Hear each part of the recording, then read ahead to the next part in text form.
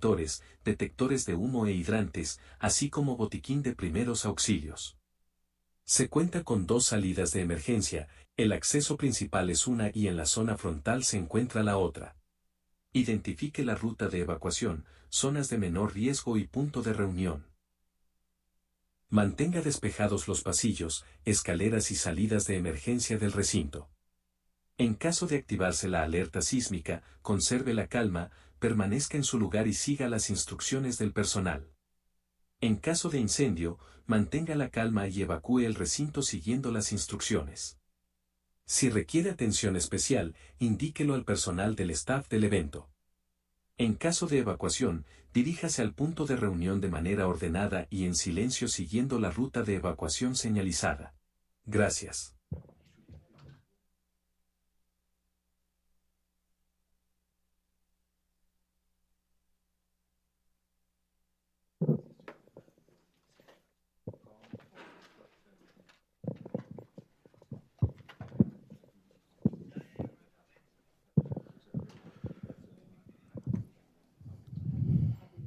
So good morning, everyone.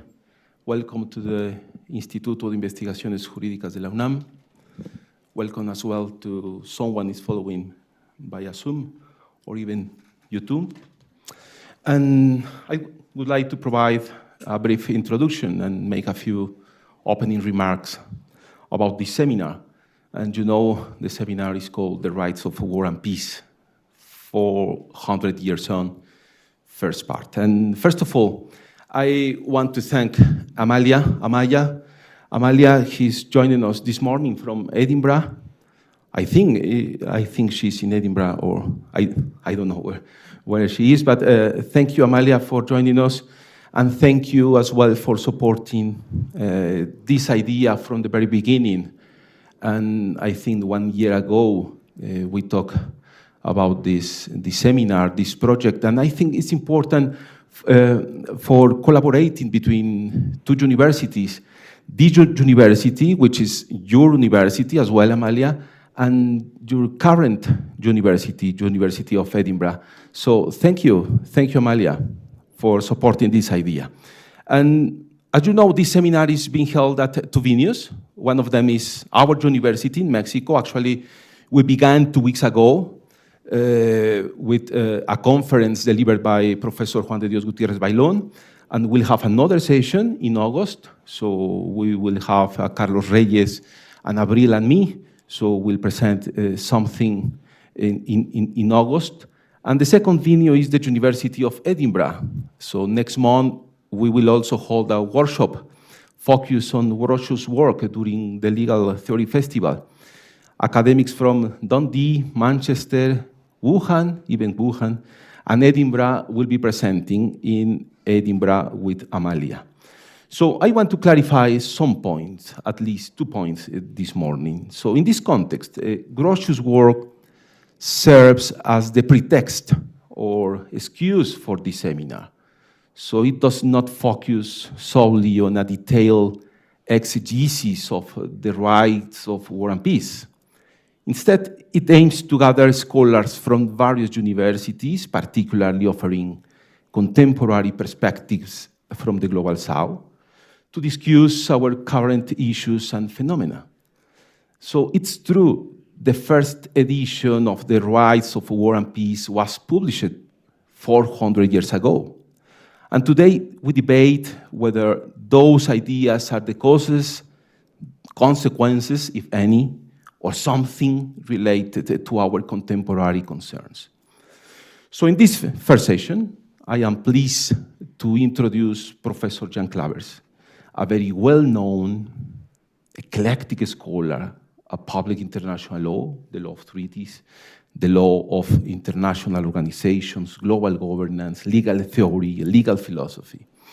And I would like to clarify the second point. So he was born in the Netherlands, just like Grocio, but that is not the reason Jan is here now. Rather, it is his way of thinking and analyzing our concern, problems, and so on, from mainly public international law. So it's not your citizenship. So I remember actually the Netherlands defeat Mexico in the World Cup match, and it wasn't penalty. So, and Professor Jan Klavert has been elected to the Wewell Professorship of International Law at Cambridge University. And the other reason Jan is here, and no less important, is Guillermo Vasconcelos. So thank you, Guillermo, for being here and for this coincidence, happy coincidence. And thanks so much for being here, Jan. You are very, very welcome.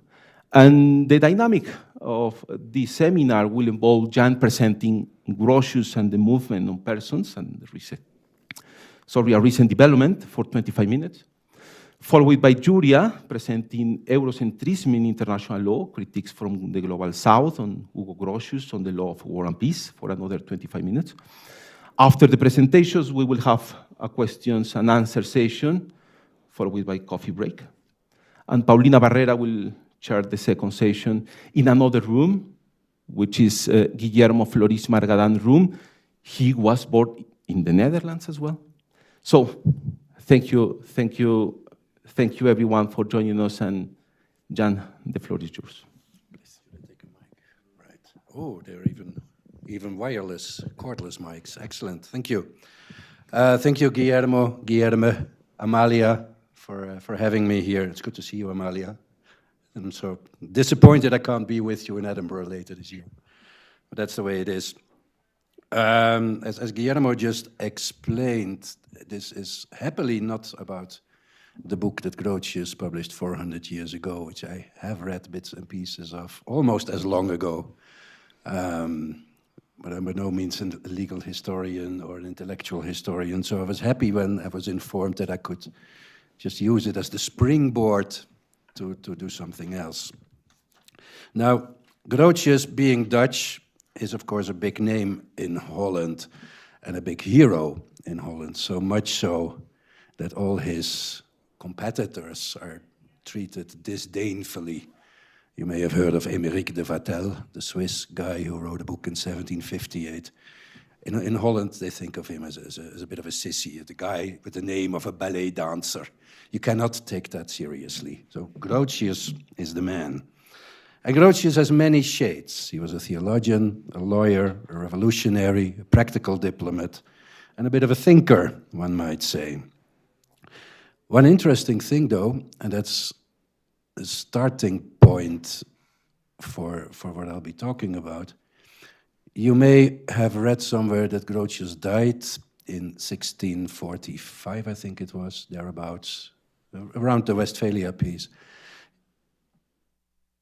You know the date? Was it 45? Yeah, I think so too. In Germany, in Rostock, precisely. But the interesting thing was not that he died, but that happens to all of us. He died when he was ambassador. But being a Dutch guy, the strange thing was that he died while being ambassador of Sweden rather than of the Netherlands. Now that's weird. You cannot imagine that these days, right? Like my Portuguese friend Guillermo being the ambassador for, say, Singapore, somewhere that, you know, they might hire him for law cases, but to appoint him ambassador as a representative of the state, we tend to think that the nationality bond is a very strong one. Now, Grocio, if you read the book and some of his other stuff, is firmly coming down on the side of liberty. Think of the freedom of the seas, right? Think of the freedom to trade. The wonderful argument being that if God would not have wanted us to be traders, he would have made sure that peppers would also grow in the global north, which is as good as an argument as any, I guess.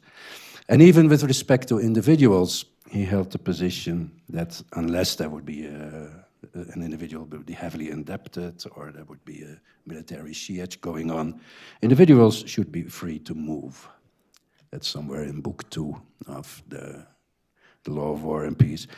Or at least, maybe more nuanced, men should be allowed to move. About women, it was a little bit less clear what he thought there. And I guess, being ambassador for Sweden, he used that prerogative himself.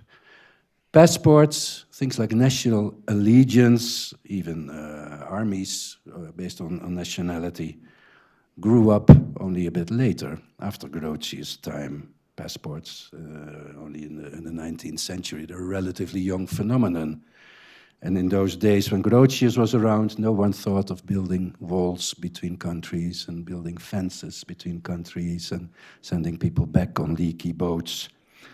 So I thought I'd talk a little bit about that in light of a recent decision of the European Court of Justice, the Court of Justice of the European Union, which, as serendipity has it, came up last week with an interesting case, a rather badly reasoned case, in the so-called Maltese passport affair, finding fault with the naturalization policies, the nationality policies of Malta.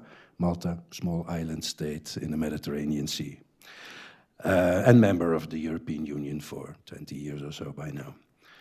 Now, that was surprising, that decision. The court felt that Malta did something wrong with giving nationality to people for a particular reason. And the surprising bit was that nationality law is usually firmly in the hands of domestic governments, right? There is no international law on nationality with few limitations. There's the right to have a nationality, one might say. There is the nationality decrees case of 1923, the advisory opinion, where the permanent court held that France should not just give French nationality to people who already had a different nationality, just because France thought that would be a good idea. And then there's, of course, the famous Nottebohm case, where the International Court of Justice declined Liechtenstein's application to exercise protection on behalf of Mr. Friedrich Nottebohm, on the basis of saying there is no genuine link between Liechtenstein and Nottebohm, which was probably fairly accurate at the time.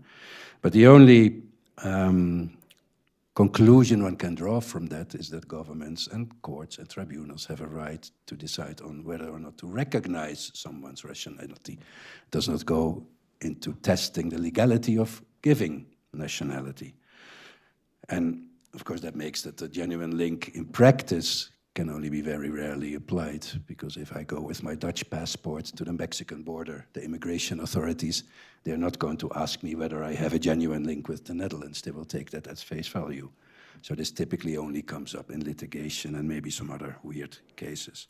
Now, in 2014, Malta changed its nationality laws, a little bit amended in 2020, with a proviso which helped Malta to speed the procedure up. Basically boiled down to Malta selling Maltese nationality. If you would live in Malta for a number of years, you would qualify for Maltese nationality, so for a Maltese passport. And if you would invest heavily, to the sum of 600 or 700,000 euros, something like that, you would be entitled to get it a bit faster. Now you wonder, why would anyone want to get Maltese nationality? It's a tiny island, it has a handful of people living there, but it gives you access to the entire European Union. And that seemed to be an attractive proposition, in particular for certain rich people from Russia, who would otherwise not be allowed to travel to Europe if they would only have a Russian passport.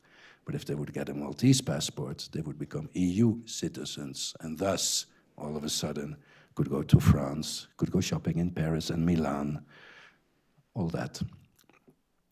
So, the Maltese law from 2014 said it could be withdrawn, this new nationality, this bought nationality, for security reasons, or in case of abuse of the nationality.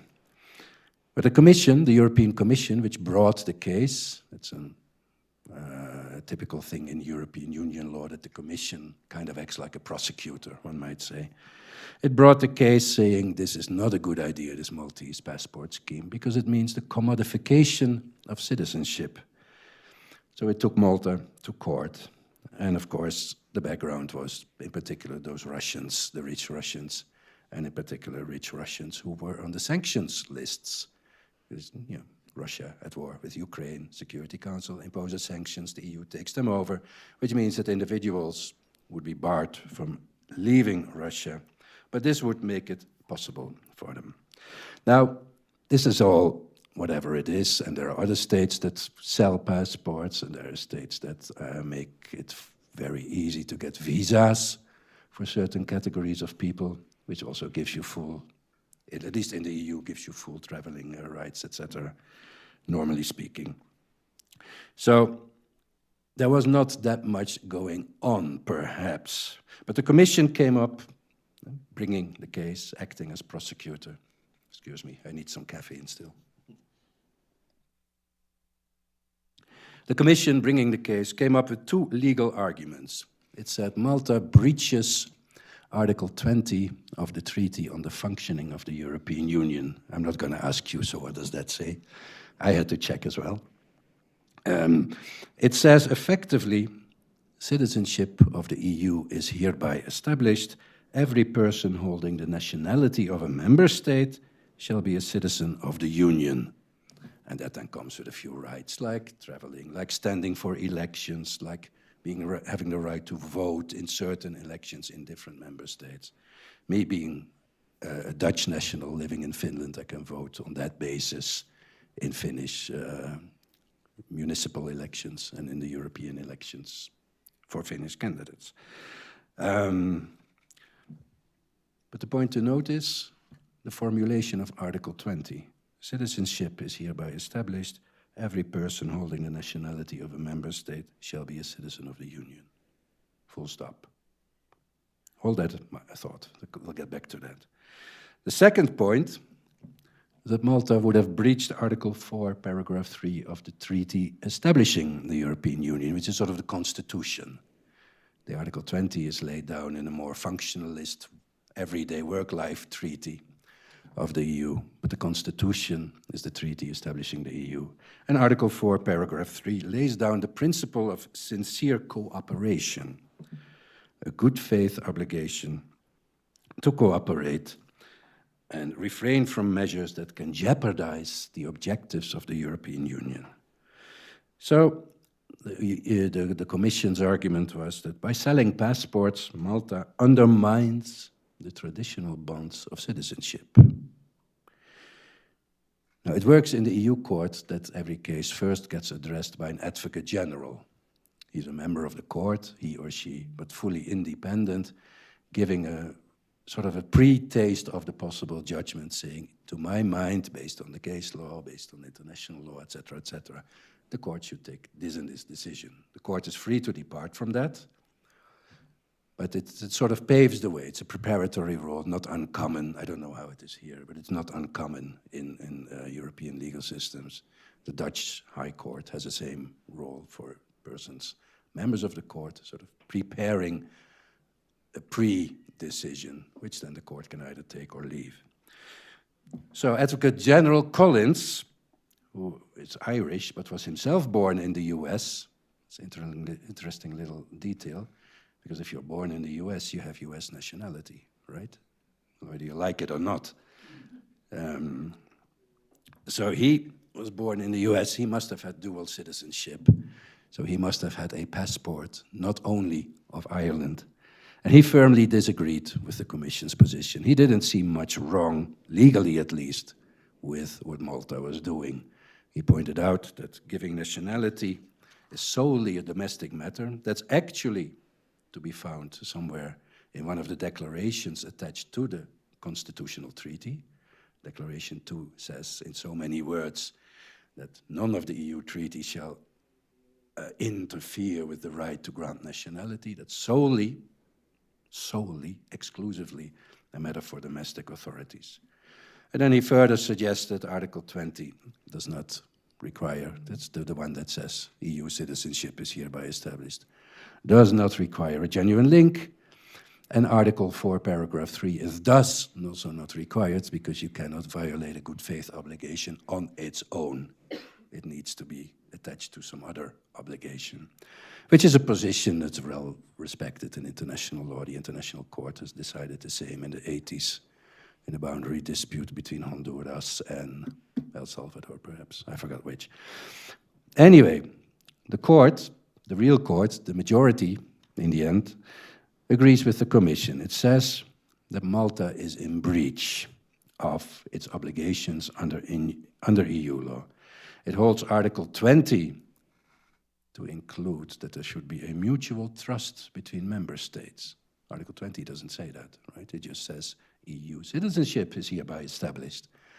Now you can argue that the assumption underlying Article 20 is something to the effect that, you know, if you have EU citizenship, it would be nice if member states can rely on each other not to make a mess of this, but it doesn't say so. The court also holds that this EU citizenship is an expression of European values, all of a sudden, allows for democratic participation and all that. Now, if you look at the European elections, you'll notice that the degree of democratic participation is very slender indeed. So to raise that to the level of something of fundamental importance was a bit of a trick, perhaps. And then the court held that citizenship generally, and this is, I think, the crux, is this underlying topos, if you will, this underlying trope on citizenship, is that it has to be based on bounds, on ties of allegiance, ties of solidarity with your fellow nationals and all that. Guillermo joked about Holland having beaten Mexico in the World Cup most recently, which is probably true, at least in 2014. Or 2010 maybe. 2014, after penalties, I think. 2014 was renowned for The penalty, yes. The penalty because Yeah. Robin Yep. made a dive. He did not dive, come on. He fell there a little bruise and he decided to... He did not dive. We cannot tolerate that. There was no diving. Anyway, but that seems to be the trope underlying the judgment, that nationality is something that you get by birth because you're born in a certain political community. You should not be allowed to buy it.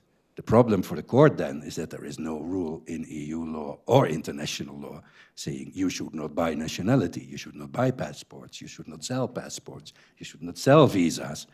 So it then came up with this weird construction. I don't think it's a very plausible judgment, and I'm not alone. The internet, at least the European side of the internet, is buzzing with commentaries, and they're all either negative or extremely negative.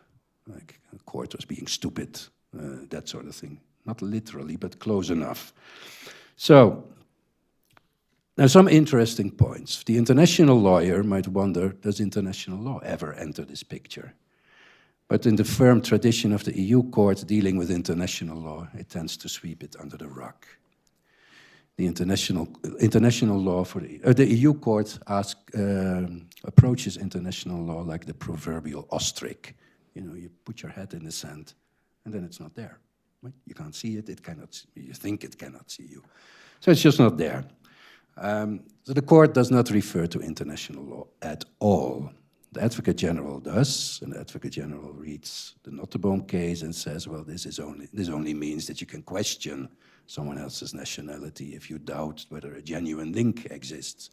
You're free as a state not to recognize someone else's nationality in individual cases. But you cannot say that the general link is international law's requirement for the attribution of nationality. Plus, of course, whoever is born out of somewhere does not have a genuine link yet. You know, on the day you're born, you don't have a genuine link. That has to grow at any rate.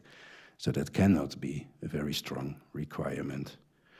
Plus, there are plenty of, in the European Union at least, plenty of people with a certain nationality who live in a different place. An Italian family that moved before getting kids to Brussels.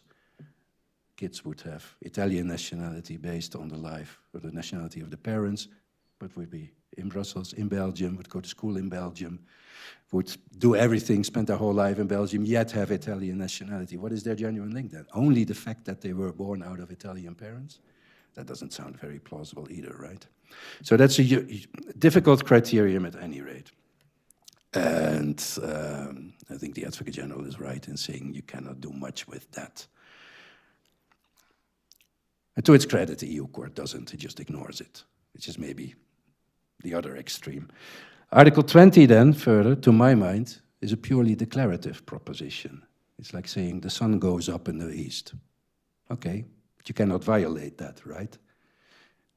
If the provision says EU citizenship is hereby established, how can you even breach that? No. I don't see how that happens. Perhaps only by invoking that fictional trope, that underlying trope. Malta did one stupid thing, I think, as a matter of litigation strategy. Malta was asked in the hearings whether it thought that if its passport policy would be racist, whether that would violate Article 20. And Malta said yes, which opened the door for the court to think that Malta would not object to saying there are conditions to nationality. That was maybe not very clever on Malta's part. Interestingly, the court consistently refers to the passport scheme in commercial terms, in market terms, in neoliberal terms. It calls it commercialization. It calls it transactional. And I think that sort of indicates the court's mindset, which is interesting, because the court itself is the court of an entity that is known for its neoliberalism, where everything can move freely throughout the territory of Europe. That's the wonderful thing about the EU, that it has free movement of goods, free movement of services, free movement of capital, and on paper, free movement of persons. But that has always been more on paper than in practice. Some people can move freely, those who are productive workers. The rest of us might, like the retired people, the housewives, the students, there have to be special schemes to make that work. And then the court completely ignores the idea, which I mentioned already, of golden visas, that at least it seems that 20 of the EU member states are very happy to hand out visas for payment without checking much, or only to certain groups of people, like the IT workers. They'll get a visa, others might not. And that does pretty much the same as the golden passport, except for the right to participate in elections. So, now, going back to Grotius, because that's why we're here, I guess. And being Dutch, I have to get back to Grotius. That's in my contract, whatever I do. Mention Grotius a few times. Now, what would Grotius make of this? I think there are at least 4 options. The liberal in him, and he was a liberal, there's a wonderful book about New York, the early days of the Dutch in New York, before we sold New York to the English, in a wonderful moment of historical ironies. There's a wonderful book called The City at the Center of the World, which sketches the influence of Grotius on the Dutch governors of Manhattan, as it then, or still is, which makes clear that Grotius was a liberal in many ways. He would be puzzled, no doubt, by this retrograde step, this parochial, almost nationalist judgment, going back to the 1950s, the pre-European Union dates, with nationality purely being seen as a bond between state and citizen, hypocritically fetishizing democracy, because really the democracy that the court highlights here exists mostly on paper, and ignoring those similar visa schemes. So the liberal in Grotius, what is going on here? Isn't the court being a bit, well, if freedom needs to be sponsored, and we all are about freedom, then why not in this particular case? Now, the thinker in him would be puzzled at how the court itself, this is the thing with EU law, it is meant to overcome strict nationality bonds in Europe, because European history has shown throughout the centuries what that leads to. You know, the French fighting the Germans fighting the French fighting the English fighting the French, the English fighting the Germans fighting the English and the Poles, and etc., etc. So the EU is a scheme to overcome that. One of the original goals was to have peaceful relations in Europe, so that no one would be nationalist anymore. No more Nazism, no more stuff like that. Get rid of those bonds of nationality. So that same court of that same institution now all of a sudden says, well, wait a second. We should maybe not do that. Third option, there is also a pragmatist in Grotius, a pragmatic guy, a practical diplomat who knows, who knew, can't say knows, but who knew how far to go, how far to take things, not to push points that cannot be taken, that cannot be pushed. He might say, this was actually a nice way to get rid of those Russians circumventing the sanctions. You close the tap through which that can happen. You close the passport scheme through which that can happen. You solve the problem of Russian oligarchs going shopping in Milan, because that was effectively the problem. And then there's the Calvinist in Grotius, who might think this is actually a good judgment, interestingly. This is badly reasoned, perhaps, but the proper Calvinist doesn't necessarily think about that too much. It's the outcome that counts. The end justifies the means, and maybe it's a good thing to show the world that not really everything can be commodified, that there are certain things which withstand, which resist commodification. You cannot think in passports, you cannot think of nationality as things that can be traded. I could think of a few other products, if you will, that would fit the building: education, perhaps, national security, perhaps, healthcare, perhaps. All of that has been privatized in various bits and pieces, and maybe not all of that should have been privatized. So the attempt to put a stop to the commodification of passports might not be such a bad thing. But that leaves that the judgment is very, very poorly reasoned, and that the lawyer in Grotius would roll around in his grave reading this. Thank you.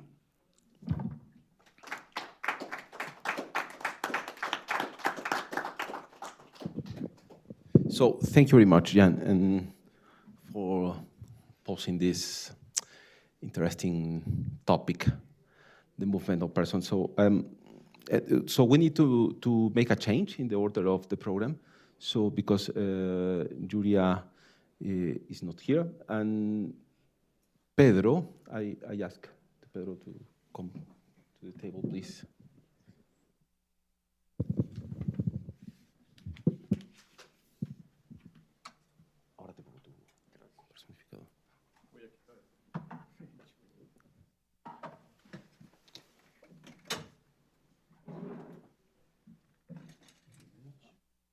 So, Pedro Martínez Esponda is a professor at the Universidad Iberoamericana de la Ciudad de México, and he holds a PhD from the Graduate Institute in Geneva.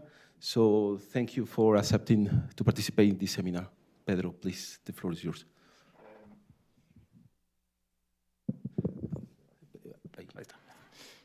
Well, thank you, Guillermo. I'm very, very pleased and grateful to be here in my university, my alma mater, and also to share a panel with Jan Claves, who I've been a reader of since, my early years as a student. So that's Shows how old I am.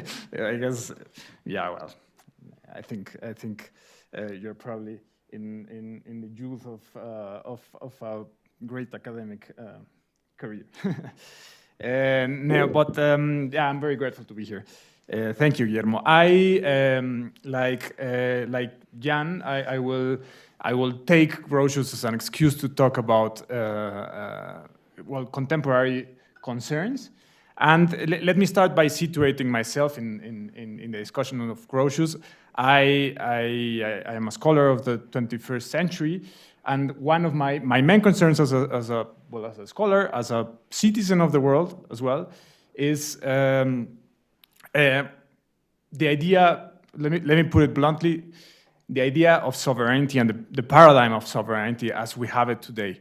Why do I have a problem with that? Well, that we could discuss later and very, very lengthily, but I would say that's one of the main elements keeping the world from being able to address global governance challenges, right? So I will leave it at that. But so the topic of my reflection will be the idea of sovereignty, how it has changed since Grotius, and what it represents to this day, right? Of course, I have to say I'm not a historian of international law, and also not a Grotius scholar. So if there's any imprecision in what I'd say, I would be very grateful to be corrected. I am a reader of Grocius, not a Grocius scholar, but I will do my best. I will make 3 claims in this presentation. The first is that the Grocian paradigm, which I would also call perhaps Westphalian paradigm of sovereignty, is still the ruling paradigm in contemporary international law to a great extent. That would be my first claim. My second claim would be that, of course, that doesn't mean that nothing has changed since Grocio. Definitely that paradigm of sovereignty has shifted in different ways. In fact, it has shifted in the way of a pendulum. And my third claim, which is a more speculative claim, I guess, is that we are currently in a moment of change, and I will make some reflections of what could be the changes with respect to the paradigm of sovereignty. And just before I start delving into my arguments, I would think it appropriate to specify what I mean by a paradigm of international law, right?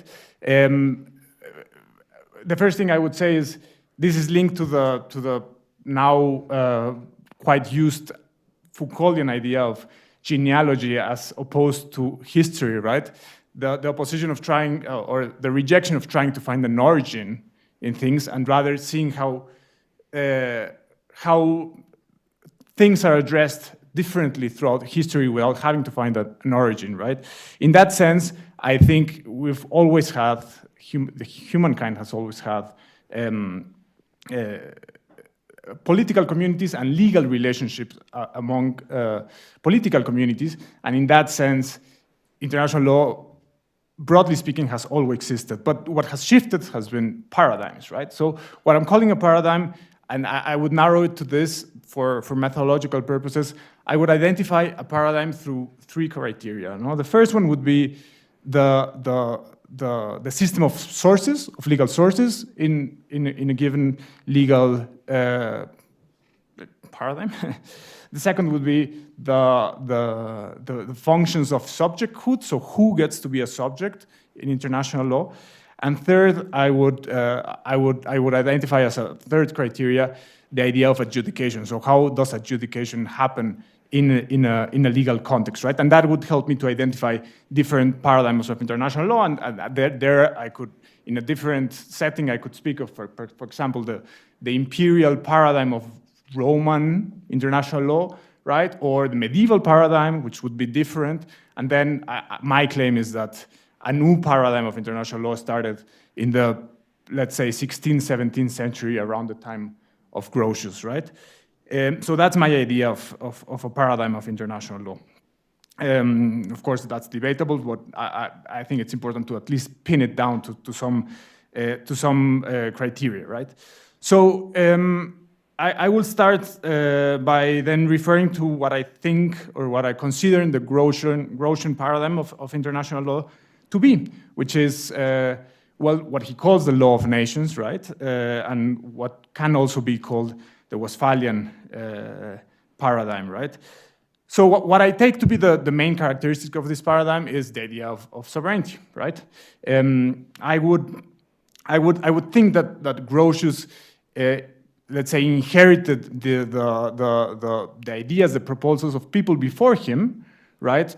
Like Jean Baudin, Machiavelli, of course, Thomas More, who were the first ones really to put the idea of sovereignty as an asset, as an element, as a key element for understanding the state, right? And they understood sovereignty in the sense of freedom, and in that sense, Grotius being a liberal, as Jan correctly said, well, he definitely embraced that idea of sovereignty as freedom, right? Translating it into his notion of the law of nations, right?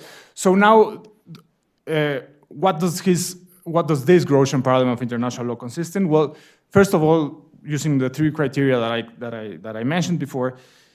So first would be the idea of sources, right? So what are the legal sources? What is the doctrine of sources according to Grotius, right?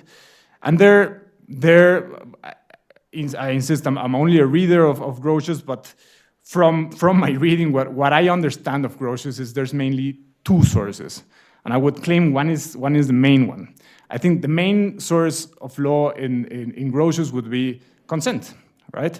Which is not too different from what Article 38 of the ICJ statute says today, right? So consent by states would be the first one. And the second one, of course, which is also important in its own sense, is, well, the law of nature, right? What Grotius called the dictates of right reason, right? And there it is interesting because, of course, Grotius doesn't identify the law of nature necessarily as derived from divine will, but rather from reason, right? And in his law of nature, what he's thinking of is, well, I would put it this way: he's mainly thinking of the right to self-preservation of a state, right? These two ideas of abstinence and inoffensiveness, of, well, not taking what belongs to someone else, right? But also not inflicting injury on someone else. And finally, well, pacta sunt servanda, no? He identifies these different elements as the main components of this law of nature. These are very liberal ideas in the sense that it is a minimal version of justice, right? It's in Mexico we could also identify it with the idea of justice of Benito Juárez, which is very liberal in a sense, and is, well, don't mess with the other one, leave the other one in peace, and he should leave you in peace as well. And that's the idea, right? So this idea of sources in Grotius is reflects in a deep sense the notion of sovereignty as freedom, right? So the state should be free in the sense of his only boundaries being not inflicting injury on other people, respecting contracts, of course, and protecting his own preservation, or its own preservation, right? So that as regards the Grotian paradigm of sources. What about the criteria of subjecthood? Well, here I would say that interestingly, this is perhaps something that it's not enough addressed, at least in the Latin American debates about Grotius, is the place that he gives to private entities, right? Of course, Grotius was thinking of the East Dutch India companies, but still, despite that privileged role he leaves for private parties, I would still claim that for Grotius, the main subject of international law clearly is the state, and the only one who really gets to be sovereign is the state, right? Not necessarily private actors, but there I stand to be corrected. And finally, with regard to a third element of a paradigm, that of adjudication, adjudication in the mind of Grotius and in this paradigm is mostly an issue of self-help, right? So there's no really third-party adjudication in this mindset. We're talking about the 16th century and the 17th century. So we couldn't expect that. In Spanish, we would say, no hay que pedirle peras al olmo, no? We can't expect pears from a tree that doesn't give pears, right? But just to address this, his idea is mainly self-help. So a state should, following the law of nature, right, should protect his own rights, no? And that includes by resorting to war, right? Okay, so that goes for the first version of this Grotian paradigm, the paradigm of Grotius himself, right? What came after in history after that, and this is obviously a very, very big simplification, but I would say that the next inflection in this paradigm, in this Grotian paradigm, is the positivist paradigm of the 19th century, right? And that lasted well into the 20th century, I would say, right? That positivist paradigm is or I wouldn't call it yet paradigm. I would say it's a version of the Grotian paradigm, right? But with regard to sources, the first criteria, so I would say it's clearly characterized by a marked voluntarism, right? So sources depend a lot on the will of states. Of course, the first source being consent, that's evident that it depends on on the will of a state, right? But then what the positivist paradigm, or what the positivist version of the Grocian paradigm did, and that's an interesting move that's also not very much addressed in history, is creating, to a certain extent, the idea of custom, right? So custom in this 19th century imaginary substitutes the law of nature. Custom comes as a way to fill in the gaps that consent leaves. And this is, I make a disclaimer, this is not my idea, this is something I took from Bhupinder Chimni, who has a piece on this, which is very recommendable. But still, custom in this mindset is very much, let's say, vulnerable to the will of states, right? So you have these early notions of for example, the doctrine of persistent objector, right? Which we still have, for sure, controversially, but that stemmed up in this positivist setting of the 19th century, right? For analytical purposes, what I want to say here is that it's limited to states, right? And finally, with regard to adjudication in this positivist version of the paradigm, well, you do have the emergence of arbitration. It's true, in the 19th century, you start having a lot of arbitration here and there. But of course, it is very much subject to the consent of states, right? So there's certainly no compulsory adjudication. There's also not really a conversation about compulsory adjudication. And here, what you do have is a freer recourse to war, freer than it was in the time of Grocio, right? So here during the 19th century, there are discussions of whether a state can freely, just by way of his sovereignty, resort to war for whatever political purpose it has. This is very well reflected in the 1945 text of Kelsen in the theory of the state and in the general theory of the state and law, right? Where he's asking this question: so is law free to recourse in international law? Of course, Kelsen wrote this very late, right? But it reflects kind of this more 19th century paradigm, right? So that goes for this second inflection of the Grocian paradigm, which seems to be even more liberal, right? And then I would claim that the last kind of inflection of this Grocian paradigm, and that's more or less, or no, I would still say it's the version of the paradigm in which we're still in. Well, it's the UN Charter world order, right? Which, with regard to sources, of course, any international law student is familiar with Article 38 of the ICJ statute, right? Which basically talks about consent in one way or another and custom, right? However, that's as every student of international law now should know, that's not the whole story, right? So you have other things going on since 1945, right? So you have certain, let's say, constitutional tendencies.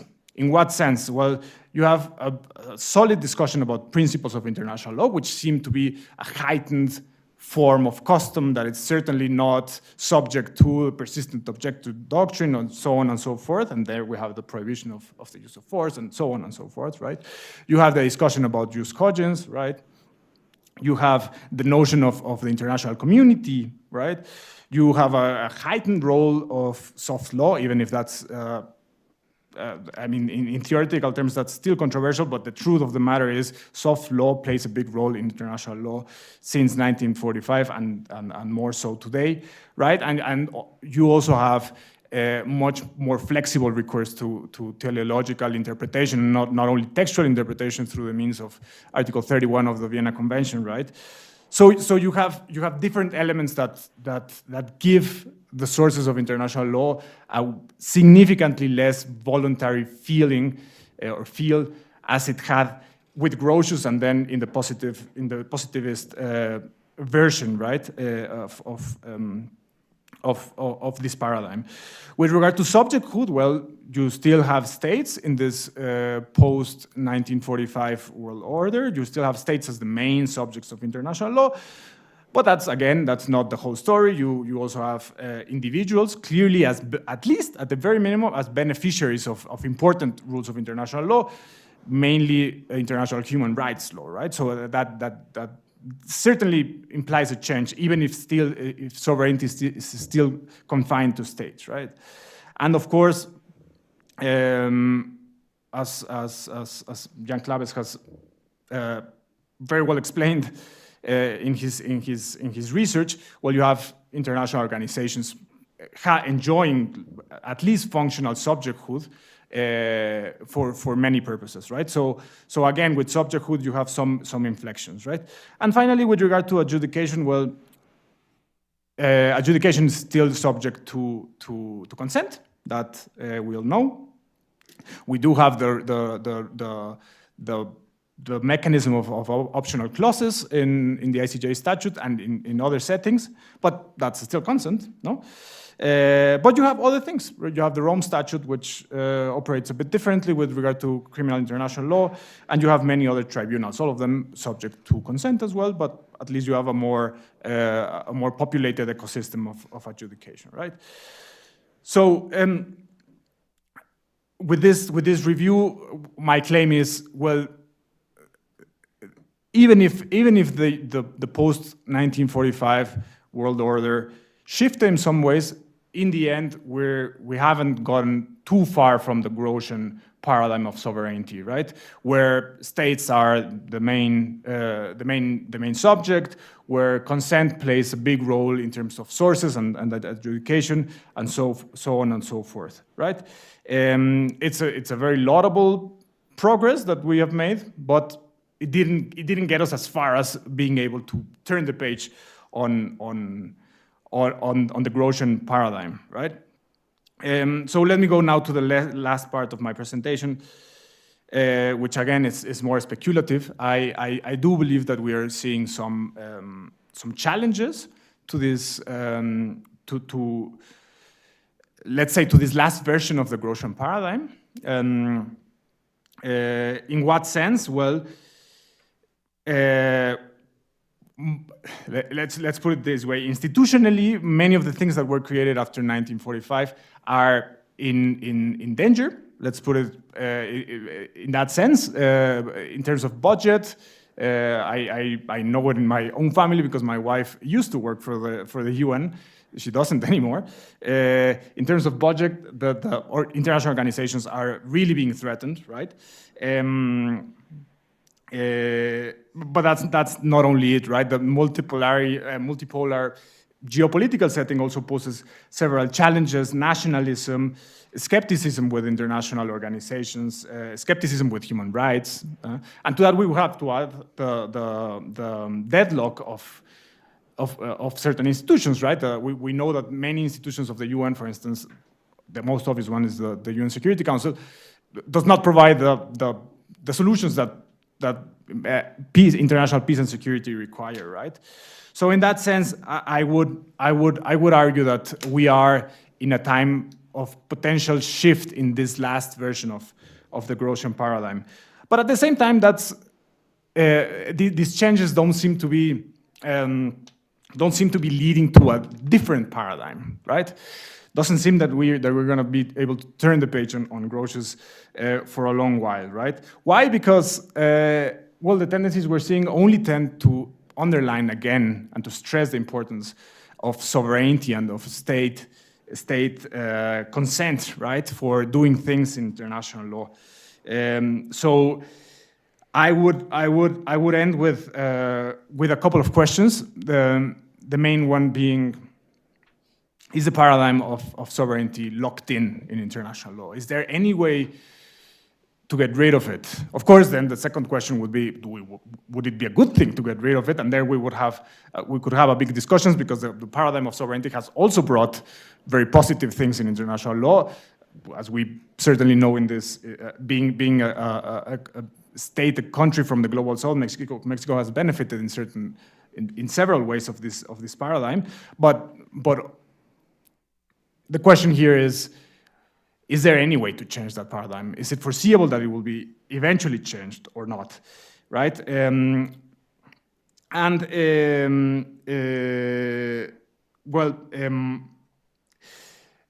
just let me finish with this last element of my reflection. It seems to be a paradox that we're stepping back into, again, the Grocian sovereignty paradigm in a time where global governance challenges seem to be stemming up, right? In the time in which we would most need less sovereignty, we're having more sovereignty, right?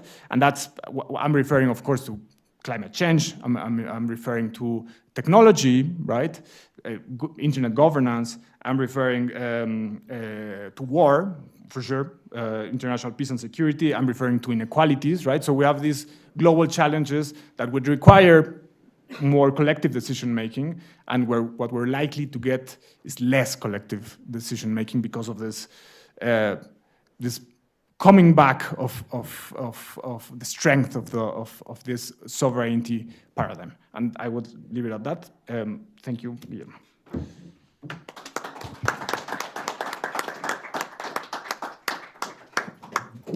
Thank you very much, Pedro, for your review of the Grocius paradigm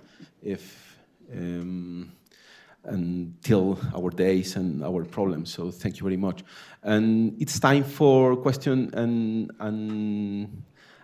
comments and answers for the panelists. And Amalia, do you want to say something just now, maybe?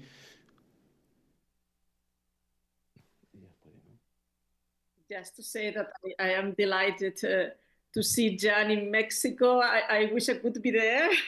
It will be really nice to share experiences in Mexico. And but well, thanks to technology, I can still share the session. I'm really happy that we've been able to do this Grocian focus workshops, joint workshops in both UNAM and in Mexico City and at Edinburgh.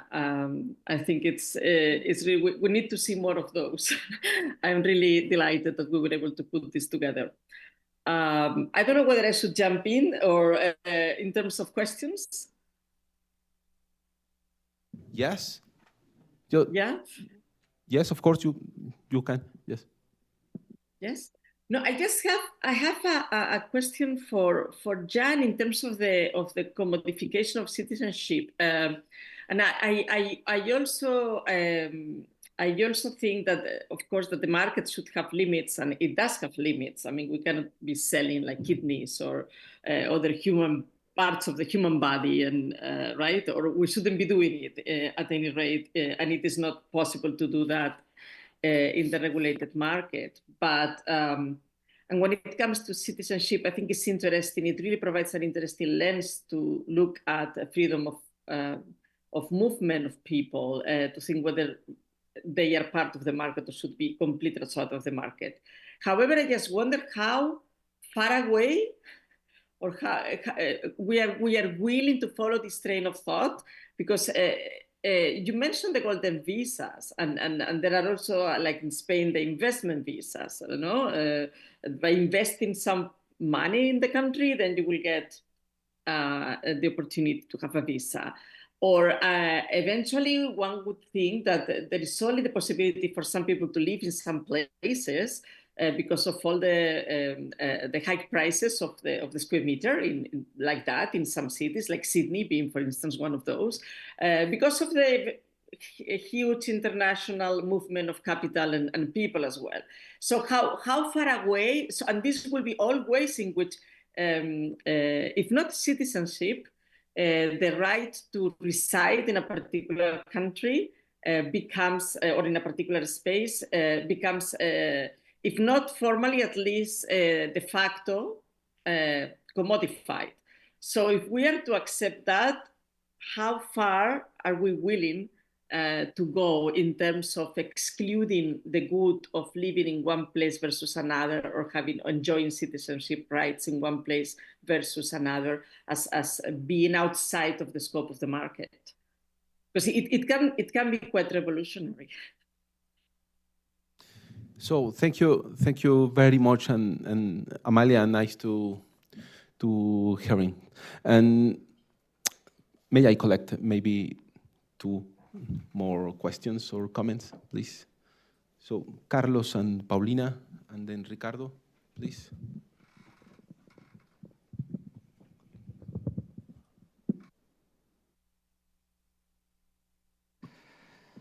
Well, thank you so much, Professor. Hi, Amalia. It's good to see you again. Well, let me start by saying some ideas that I had. One of the main reasons of these events is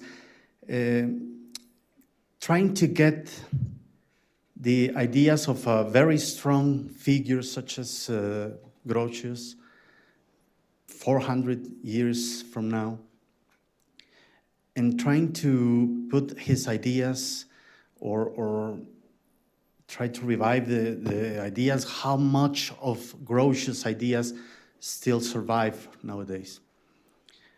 And one of the discussions that we had last session was whether Grocio was actually the father of international law, which I guess we all agree. Even you agree that is not the important part of the discussion at all, because international law has so many builders, perhaps may I say it that way.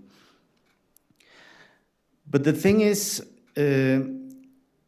400 years from the war and peace is the most important part, according to your ideas, is that not only the aggression laws are important, but the main part of Grocio's ideas is that the binding force of international law, just like you put it in your book. But now we are facing that international law is facing one of the weakest moments in history. I don't know if that idea of the strength of international law still the main part of the legacy of Grocio's thoughts. So I would like just to see or to hear your take on this idea. Early in the morning, I told you that maybe international law is kind of evolving in stepping out of the traditional idea of just public and private, or international law is evolving in a different way. But I don't know if this evolution is putting international law in terms of weakening the force of the international treaties. I don't know if I was clear. I hope so. Thank you so much. I collect another one, please. Paulina, thank you. Thank you, Guillermo. And hi, Amalia. It's great to see you, even if it's on the screen. And welcome, Professor Clavers, and welcome, Pedro, home.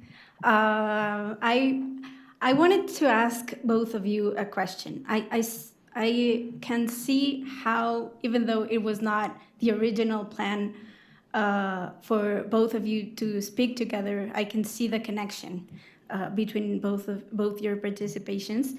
And instead of adopting Grocio's pragmatism, I would like to make it a bit more complex, and I would like to ask you like a cross question.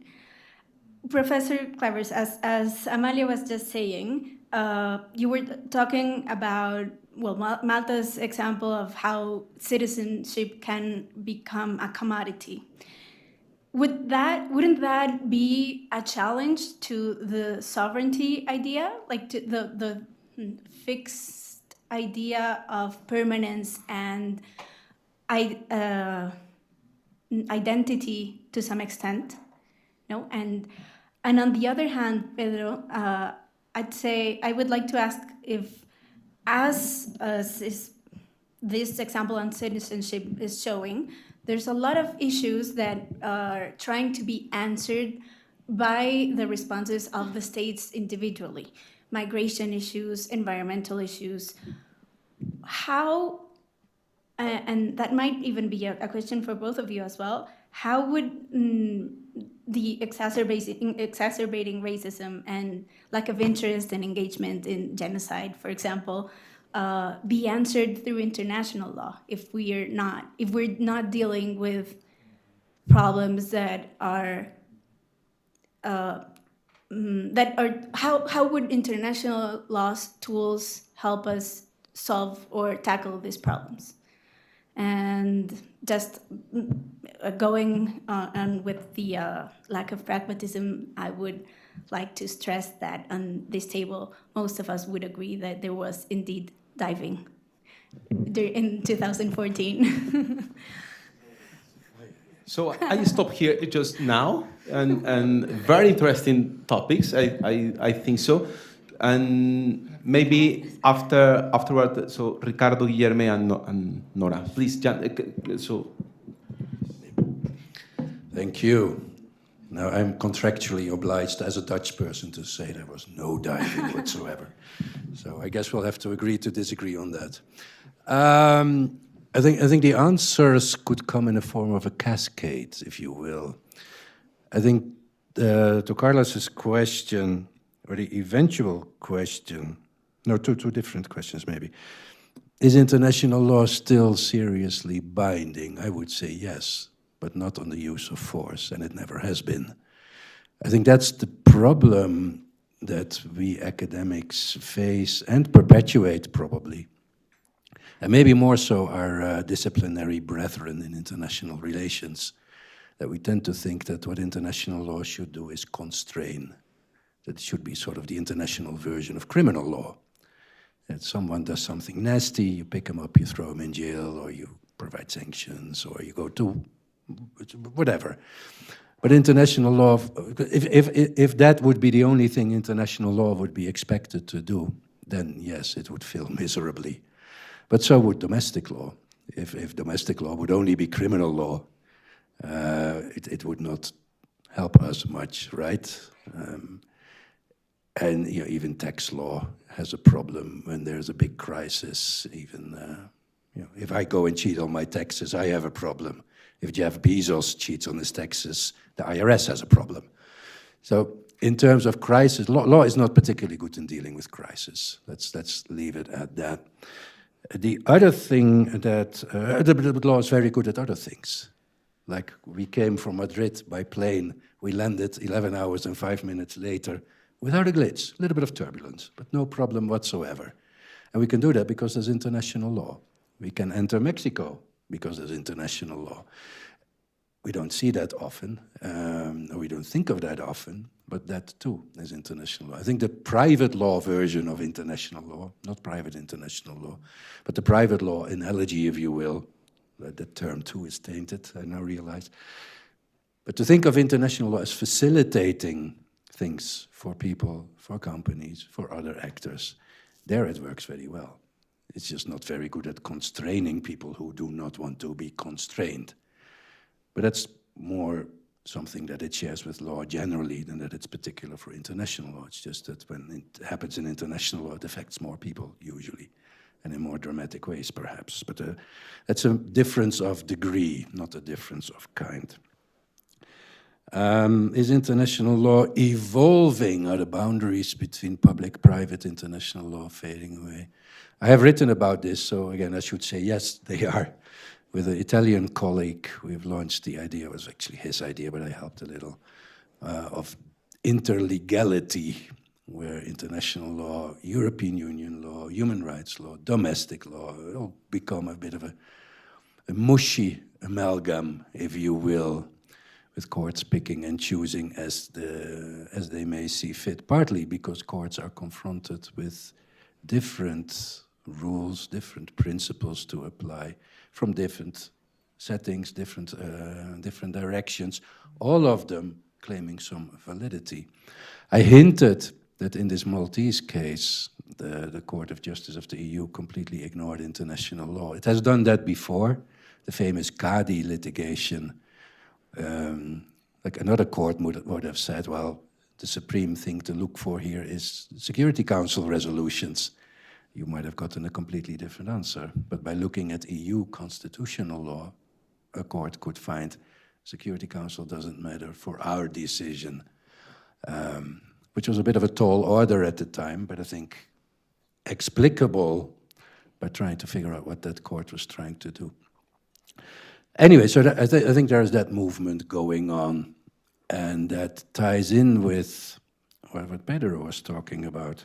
His three questions: is there a way to get rid of sovereignty? Would it be a good thing to get rid of sovereignty? And isn't it a paradox that the bigger the crisis, the stronger the sovereign knee-jerk reflex becomes?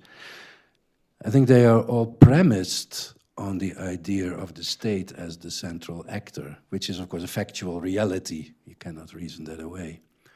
But I also have this eerie feeling that over the last few hundred years, we, and I necessarily include myself there, obviously, have started to fetishize the state a little bit.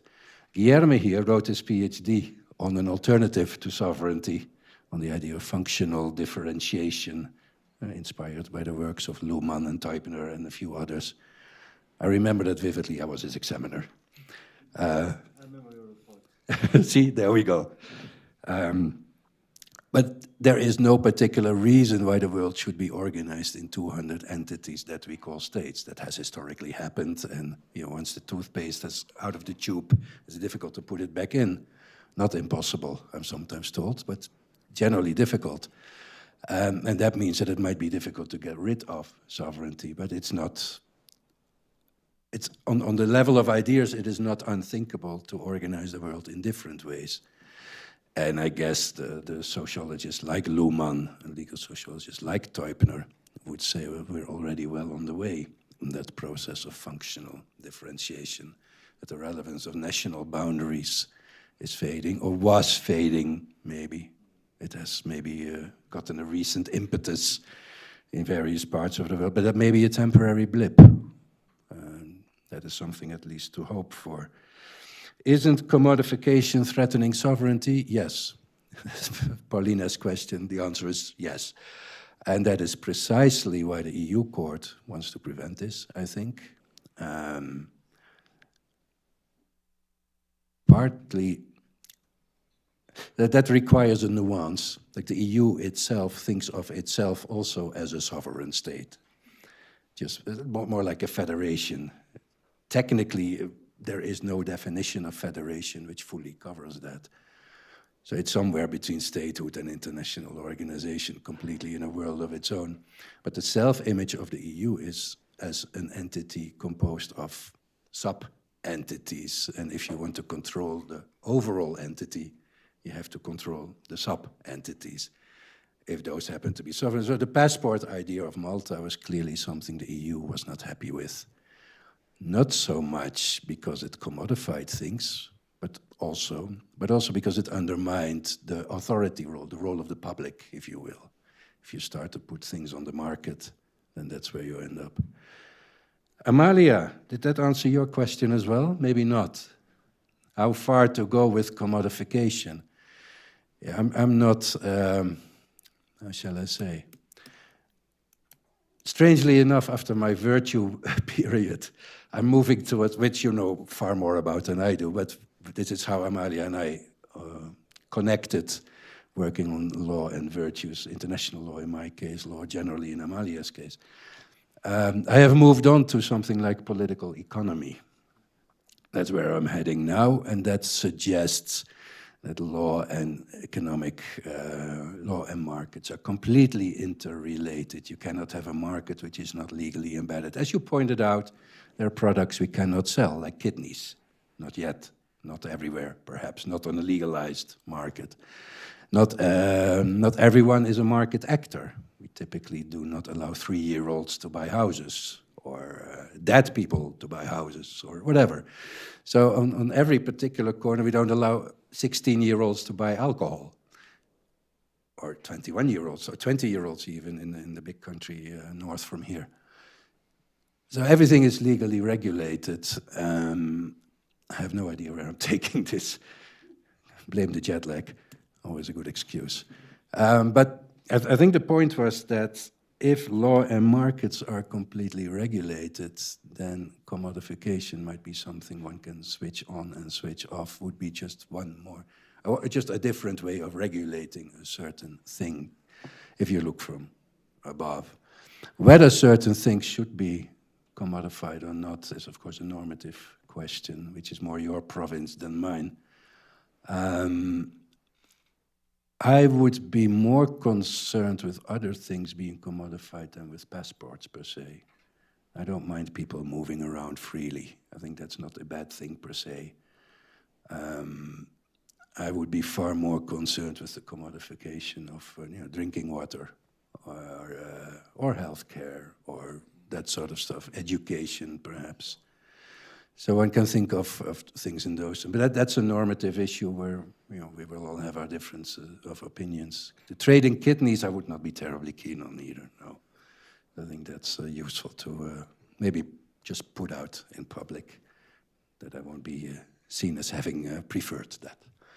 Maybe I should leave it here. Give the floor to Pedro.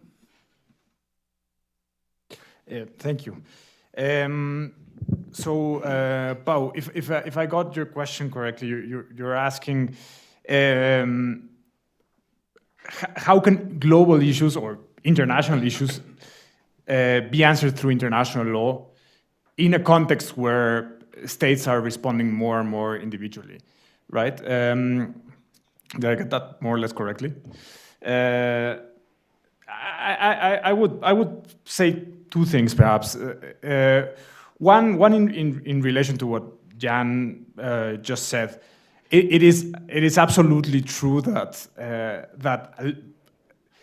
let me put it this way: a majority of things that happen in international law happen below the sphere of sovereignty and the state. That is true, and certainly, for instance, thinking that what happens in international or what happens in international law is explainable through sources doctrine is totally a fetish, and it's not true, right? So there are many ways in which global issues and international issues are addressed below the state, right?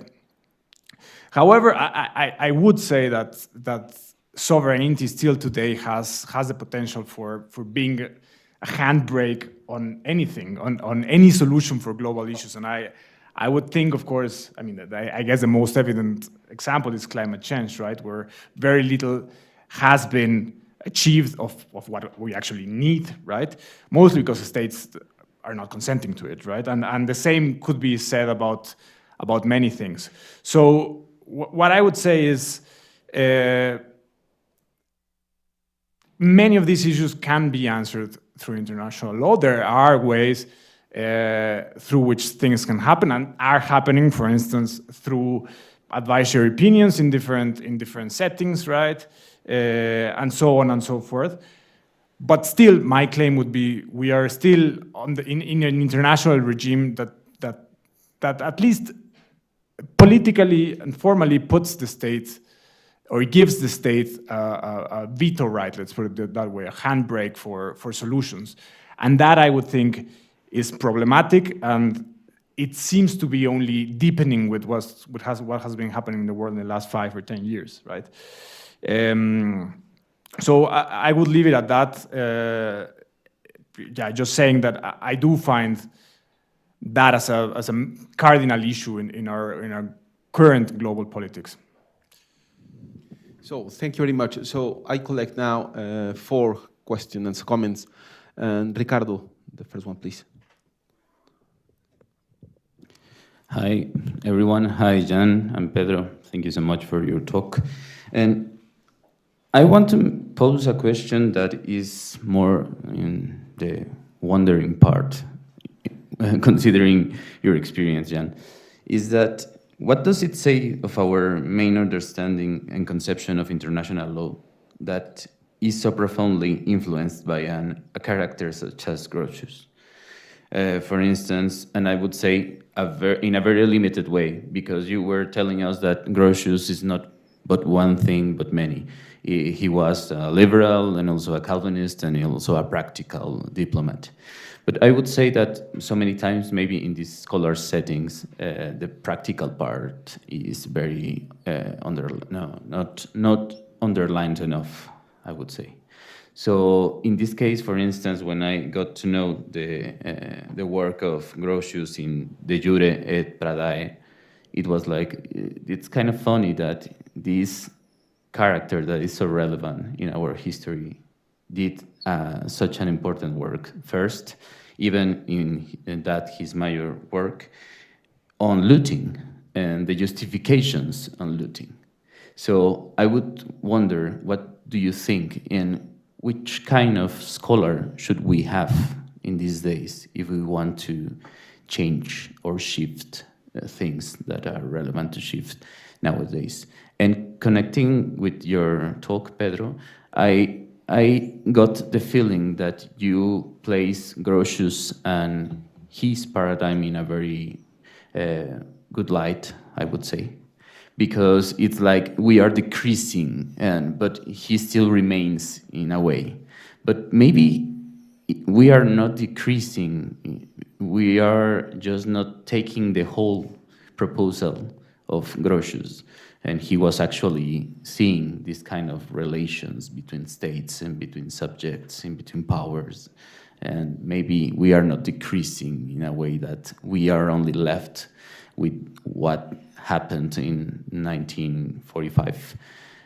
But actually, maybe he gave us a very accurate picture, but we are not seeing the whole thing nowadays. Thank you. Thank you, Ricardo. You can occupy these seats if you want, okay? So, Guillermo, please, you can use this microphone. Thank you. Thank you very much. Jan, it's a pleasure to welcome you here. Pedro, a pleasure to get to know you. Amalia, I've written you an email just saying hi. It's a long time.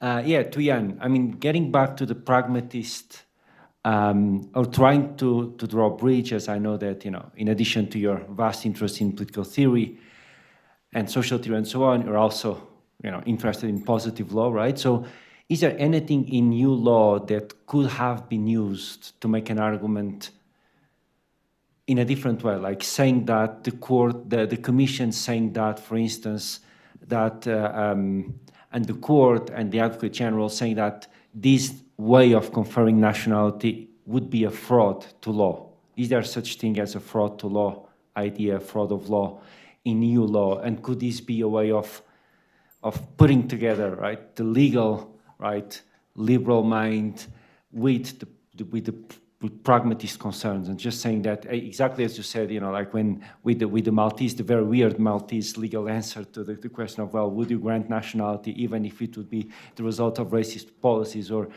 connected to it? And they said, well, yes, well, could this be framed in different terms? And regarding the commodification picture, what I feel is constantly, right, that the concern seems to be, I still haven't read the judgment, but the concern seems to be with an old taboo of most conceptions of sovereignty, which is the idea of loyalty, right? Which Scalia emphasized very much.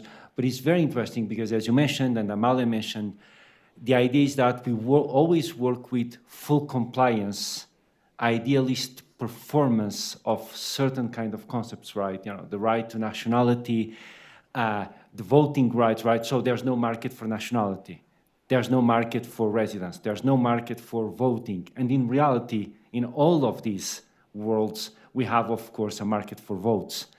It's not allowed to buy a vote from someone explicitly, but we do this by lobbying. We do this by, by the problem of logic of collective action.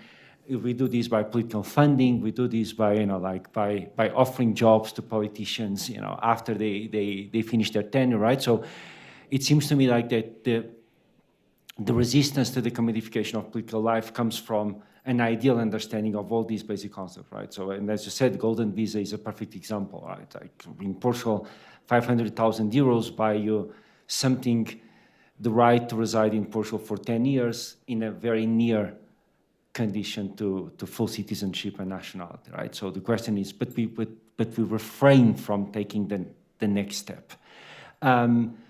I think here regarding the commodification, I think, well, I teach private international law in Mexico, of all places, and the issue of smart contracts could have an impact here. Smart contracts being digital programs, logical like computer programs, and according to which, if you write a computer program automatically, and it's like an event, right? If you don't pay by that date, then an automatic event is going to happen. There are no courts, there's no interpretation of contracts, there's absolutely nothing, right? And how technology could actually help accelerating some concerns regarding commodification, because usually these smart contracts work through blockchain, and of course they are encrypted, they are decentralized, they're outside of state control, right? And they are becoming much more common, right? So, and then I think for Pedro, a concern regarding, I think adding to what you, Jan, said on the idea that we focus too much on international law, on use of force. I also think that, Pedro, for example, when you talked about sovereignty and you talk about climate change, I think that your comment, and I think in general, your talk about sovereignty is a talk very much from a classical conception of sovereignty, and I think perhaps that was the result. But of course, for instance, I just read a paper this week on climate change saying that compliance with the Paris Agreement is actually much higher than with the Kyoto Protocol, right? So it all depends on how if we start with the conception that, climate change needs to be solved by a top-down approach, of course we look with contempt to what was the Paris Agreement, but there is some empirical evidence suggesting that actually states comply better. And once again, right, we think that's not the case because we focus not just on criminal law, but we focus also on superpowers. Right? And we focus that, international law is what superpowers do. And if something I learned spending 2 years in China is that obviously that's not the case. Players that want to be hegemons are anomalies in the way they understand international law, right? And being from Portugal or being from Mexico, that is much bigger, but also very inconsequential at international level, just tells you that, right? We do follow international law, right? So I think that there is a way in which your reading of sovereignty is very much dependent on precisely the same categories that are the problem, right? And you have also climate change. Well, maybe big states, opted out of Kyoto Protocol. Maybe they haven't defined their targets, but cities, for example, now are doing a lot of legal actions regarding climate change. Thank you very much, both. Thank you very much, and thank you for the interesting presentations. I have just a few questions digging perhaps a bit deeper into what Petra was saying about the sources theory. You said that the concept of persistent objection is controversial in the world we live today, if I understood correctly. I would be interested, why? Why do you think that is controversial? And secondly, where would you place the notion of acquiescence in the formation of customary international law? And what do you think Grocio would have to say about that? Being bound without actually consenting. I disagree with you on what you said about the general principles as heightened form of customary international law, but that's perhaps too broad a topic and we can leave that for a later discussion. Thank you. Thank you very much. And what do you think? I think we may collect the two comments. And Hugo, please, and David, the last one. Thank you. Thank you for your presentation. I want to make an out-of-the-box approach, and also building on the comment that you made related to the smart contracts. Which challenges do you see that the concepts of sovereignty and nationality could face around the realities that we have nowadays, such as metaverse? Can we think about digital nationality?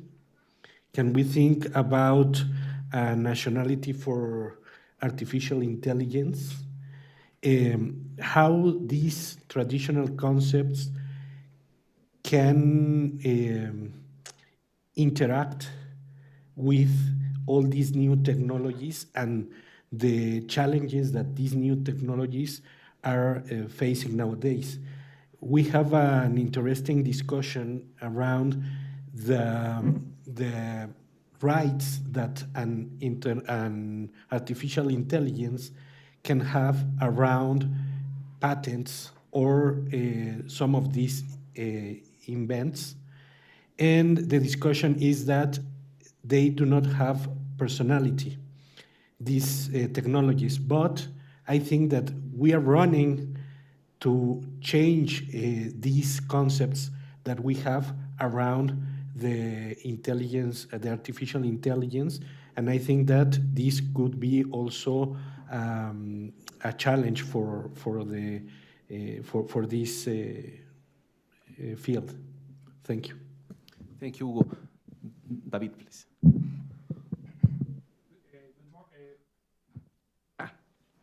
Sorry. Good morning. First of all, Mr. Clavers, congratulations for your designation as the Google Professor in International Law.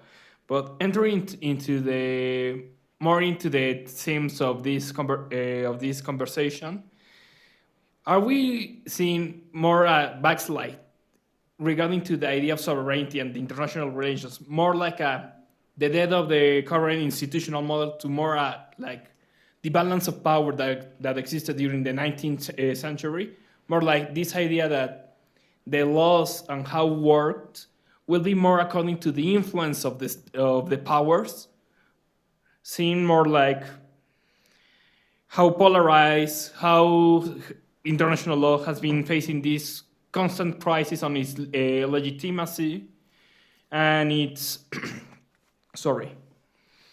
and its effectiveness to solve the critical issues. Because I understand, and it's true, international law works under the water in matters like transportation, regulation of borders, but issues like when it has to solve crises like climate change, the situation that relate to the use of force, that it seems that the current institutions and the legal framework has been surpassed by the reality. We could see a backslide to this old model that respond more to the voluntarism of each state and the region they are, according to the interest and the factual reality of each region. So, okay, thank you, David. Pedro, you can start, please, and Jan, you will be the last one, and for closing this session, please. Perfect. Yes, Ricardo, I think it's going to be good if we have a word afterwards, because I'm not sure I fully understood your question. I would only say two things. First, indeed, Grocio wrote and said many things on many topics, and I am not necessarily knowledgeable in all of them. And indeed, on some of them, for instance, the role of private actors in international law, he said things that could be very useful nowadays, right? So that I would fully acknowledge. I would, however, still think that one of the cores of his work is, even if he didn't address it so explicitly, is the issue of sovereignty, right? And I do think that, I mean, I'm calling it the Grocian paradigm, and that's arbitrary because he didn't make that up, right? It was a political time in geopolitics, but I do claim that all in all, that paradigm doesn't seem to be decreasing. To use the word that you're using, at least not on the key issues of global governance. But maybe we can talk a little bit afterwards. Yeah, Guillermo.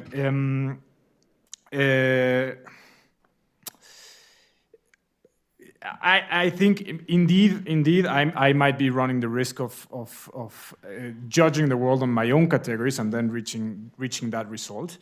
As I said in my previous intervention, I am convinced that there are many things going on in international law below the surface of sovereignty. As a matter of fact, me, Nico Christian, SG Gilitz, we're about to publish a book in OUP about change in international law, and our main conclusion is, well, states don't have the helm anymore on how international law changes, right? Or on many aspects of international legal change.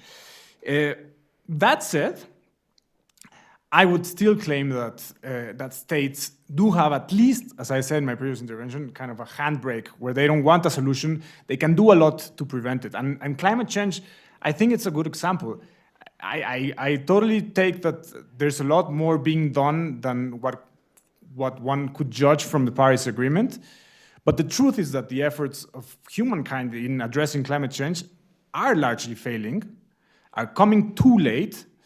There's a lot of the damage that has been done cannot be undone, right? And that's largely because we've spent now 3 decades or a bit more trying to reach agreement among states without actually managing a comprehensive one, right?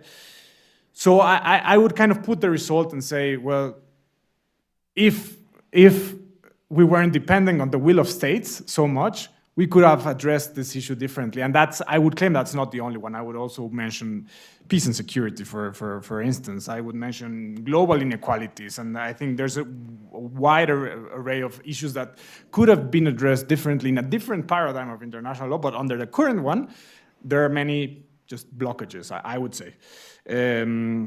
But I would acknowledge for sure that sovereignty does not explain everything that goes on in international law. Nora, thank you for your questions. About persistent objector, I mean, even in the discussions in the LC on the formation of customary international law, that was one of the most controversial issues. In the end, they did have it in the final draft, right?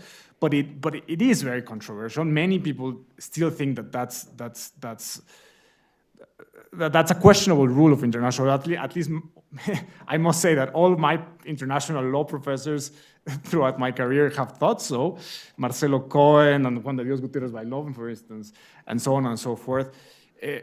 Because they see in the persistent objector doctrine, they see pinning down of custom to the will of states. And I agree with them in finding that problematic. I don't think custom is necessarily depending on the will of states, and I certainly don't think it should be. And acquiescence, I guess this is also a deeper discussion, but acquiescence, I would see acquiescence more than playing a role in the formation of custom. I would see acquiescence as a form of consent in international law, right? So I would rather place it on the other side of sources doctrine, closer to treaties than to custom, I would say. But I guess that's a deeper discussion that we could have.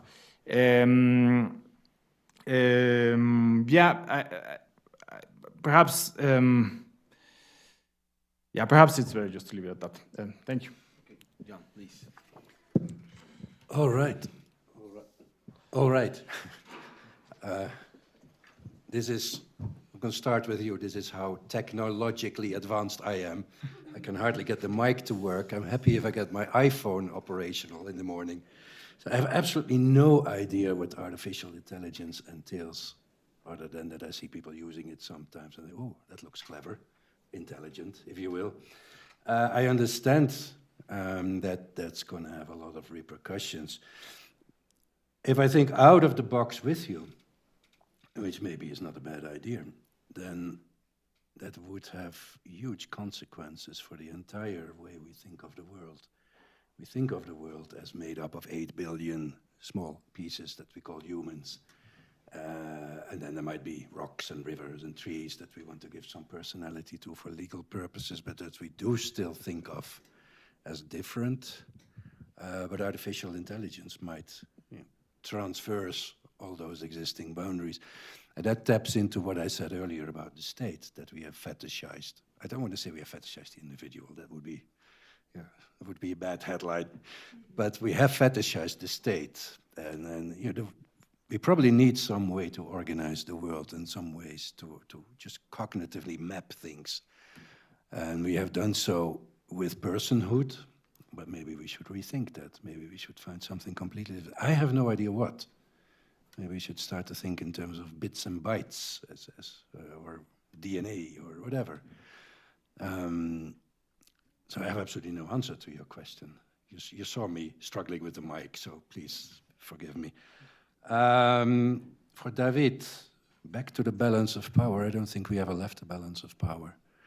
And I think as long as we do have those 200 entities that we lovingly refer to as states, and they come in different sizes and different shapes and with different traditions and different philosophies and different religions, that the only thing, like what international lawyers, and that includes my friends who call themselves constitutionalists, I think what we have all erred in is thinking that, if everyone would just be nice and friendly and we go to the beach and we bring our guitars and have a barbecue and sing Kumbaya, the world will be a better place. And maybe it will be, but that's just not happening, and very unlikely, precisely because states have different sizes and different population sizes and different resources and all that, and different histories and philosophies.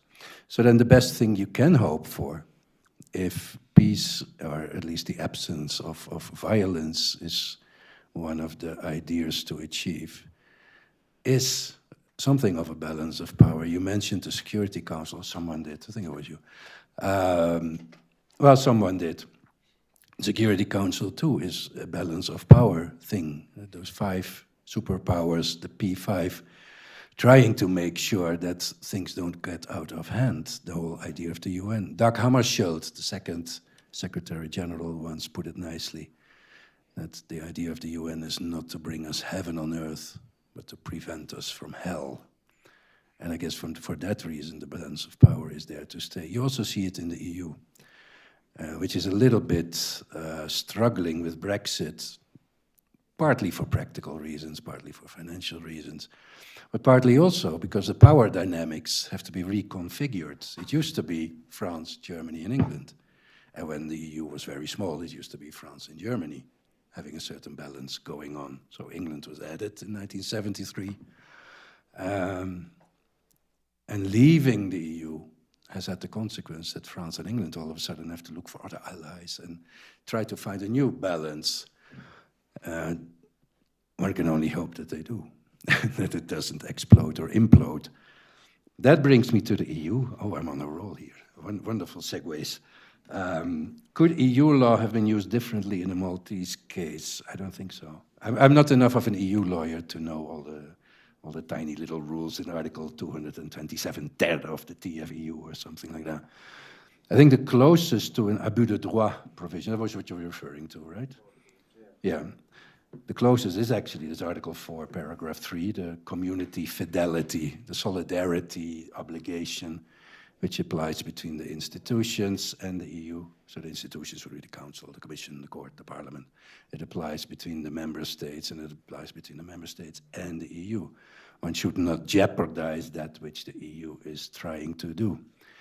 But as I said, that tends to be tied to a breach of a more positive, a harder rule, and probably logically so, because otherwise you could say of everything that it violates the spirit of the European undertaking, which helps explain why the court in this particular case went out of its way to say, well, there are the consequences of citizenship. This is not only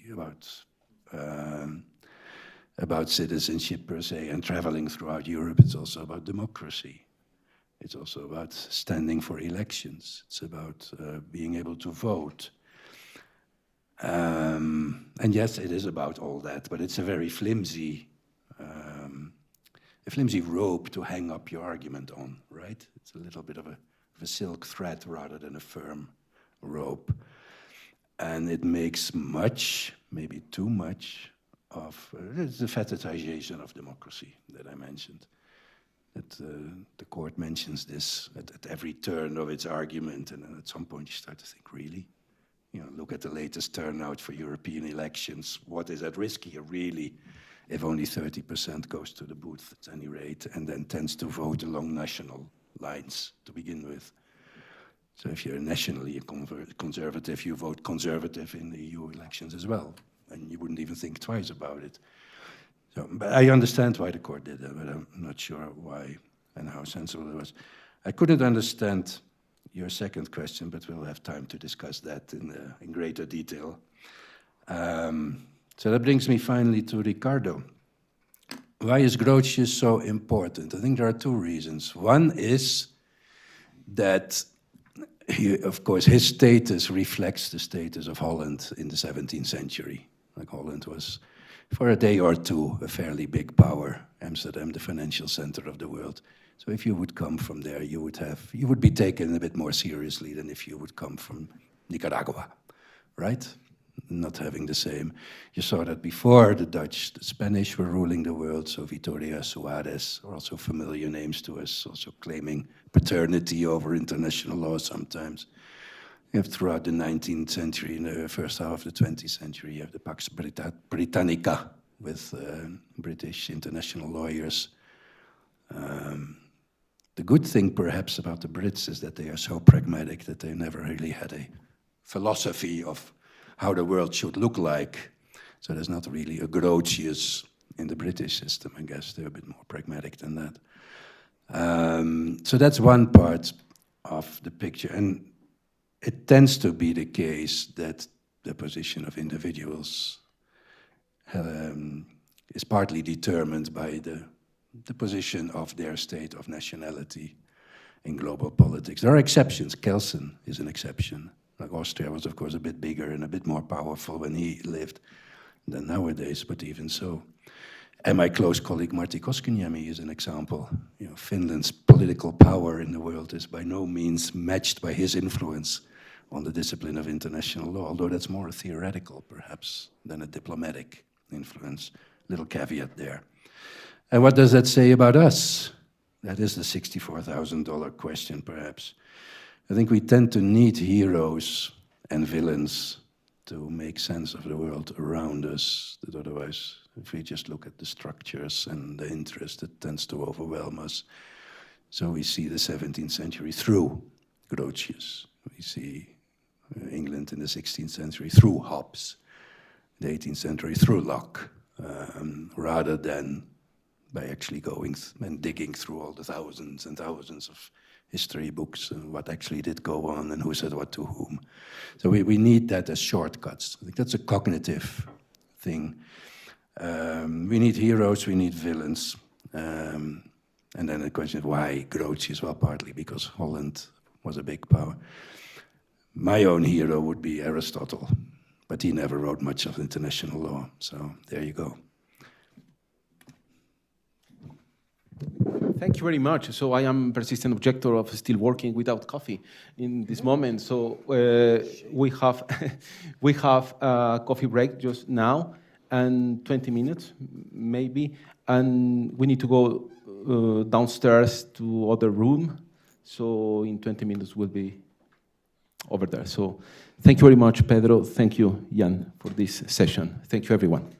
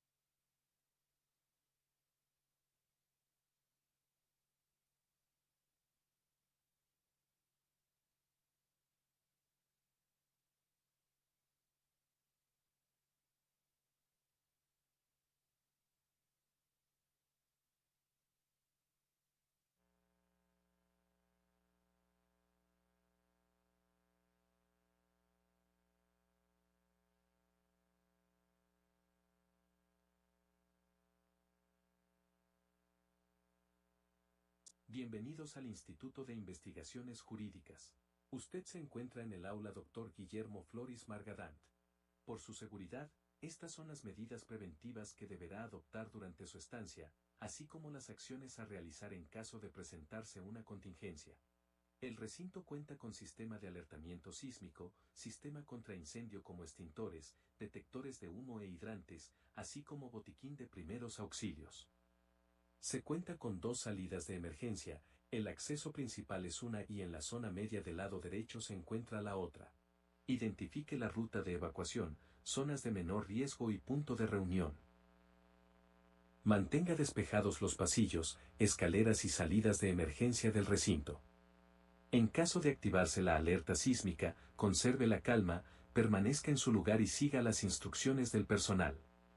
En caso de incendio, mantenga la calma y evacúe el recinto siguiendo las instrucciones. Si requiere atención especial, indíquelo al personal del staff del evento. En caso de evacuación, diríjase al punto de reunión de manera ordenada y en silencio siguiendo la ruta de evacuación señalizada. Gracias. Good morning, everyone.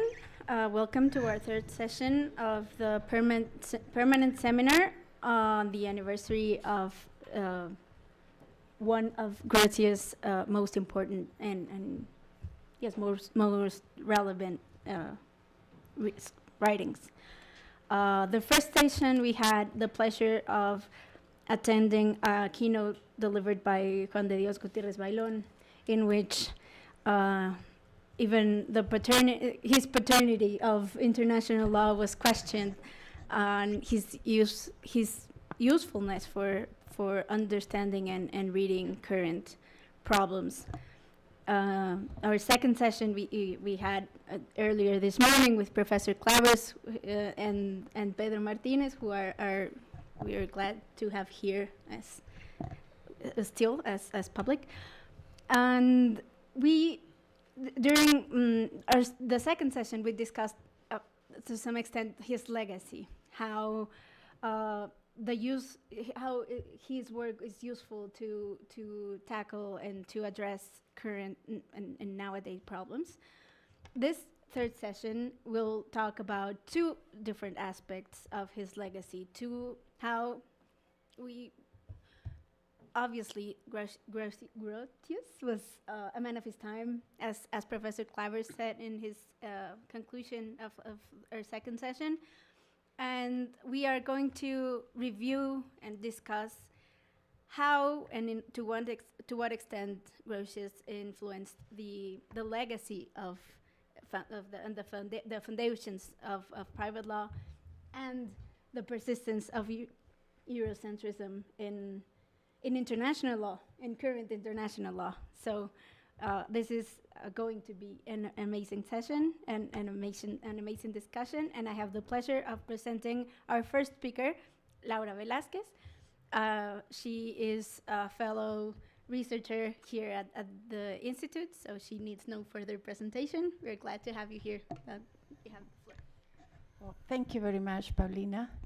Good morning to all of you. It is an absolute joy for me to be here, and I would like to congratulate Guillermo Estrada and Amalia Amaya for the organization of this event. The Rights of War and Peace 400 years on, and well, I'm honored to be here. My presentation is going to be more in the field of history and that big part of humanist that has Grotius. So I'm going to make some reference. If it is possible to show the presentation, please.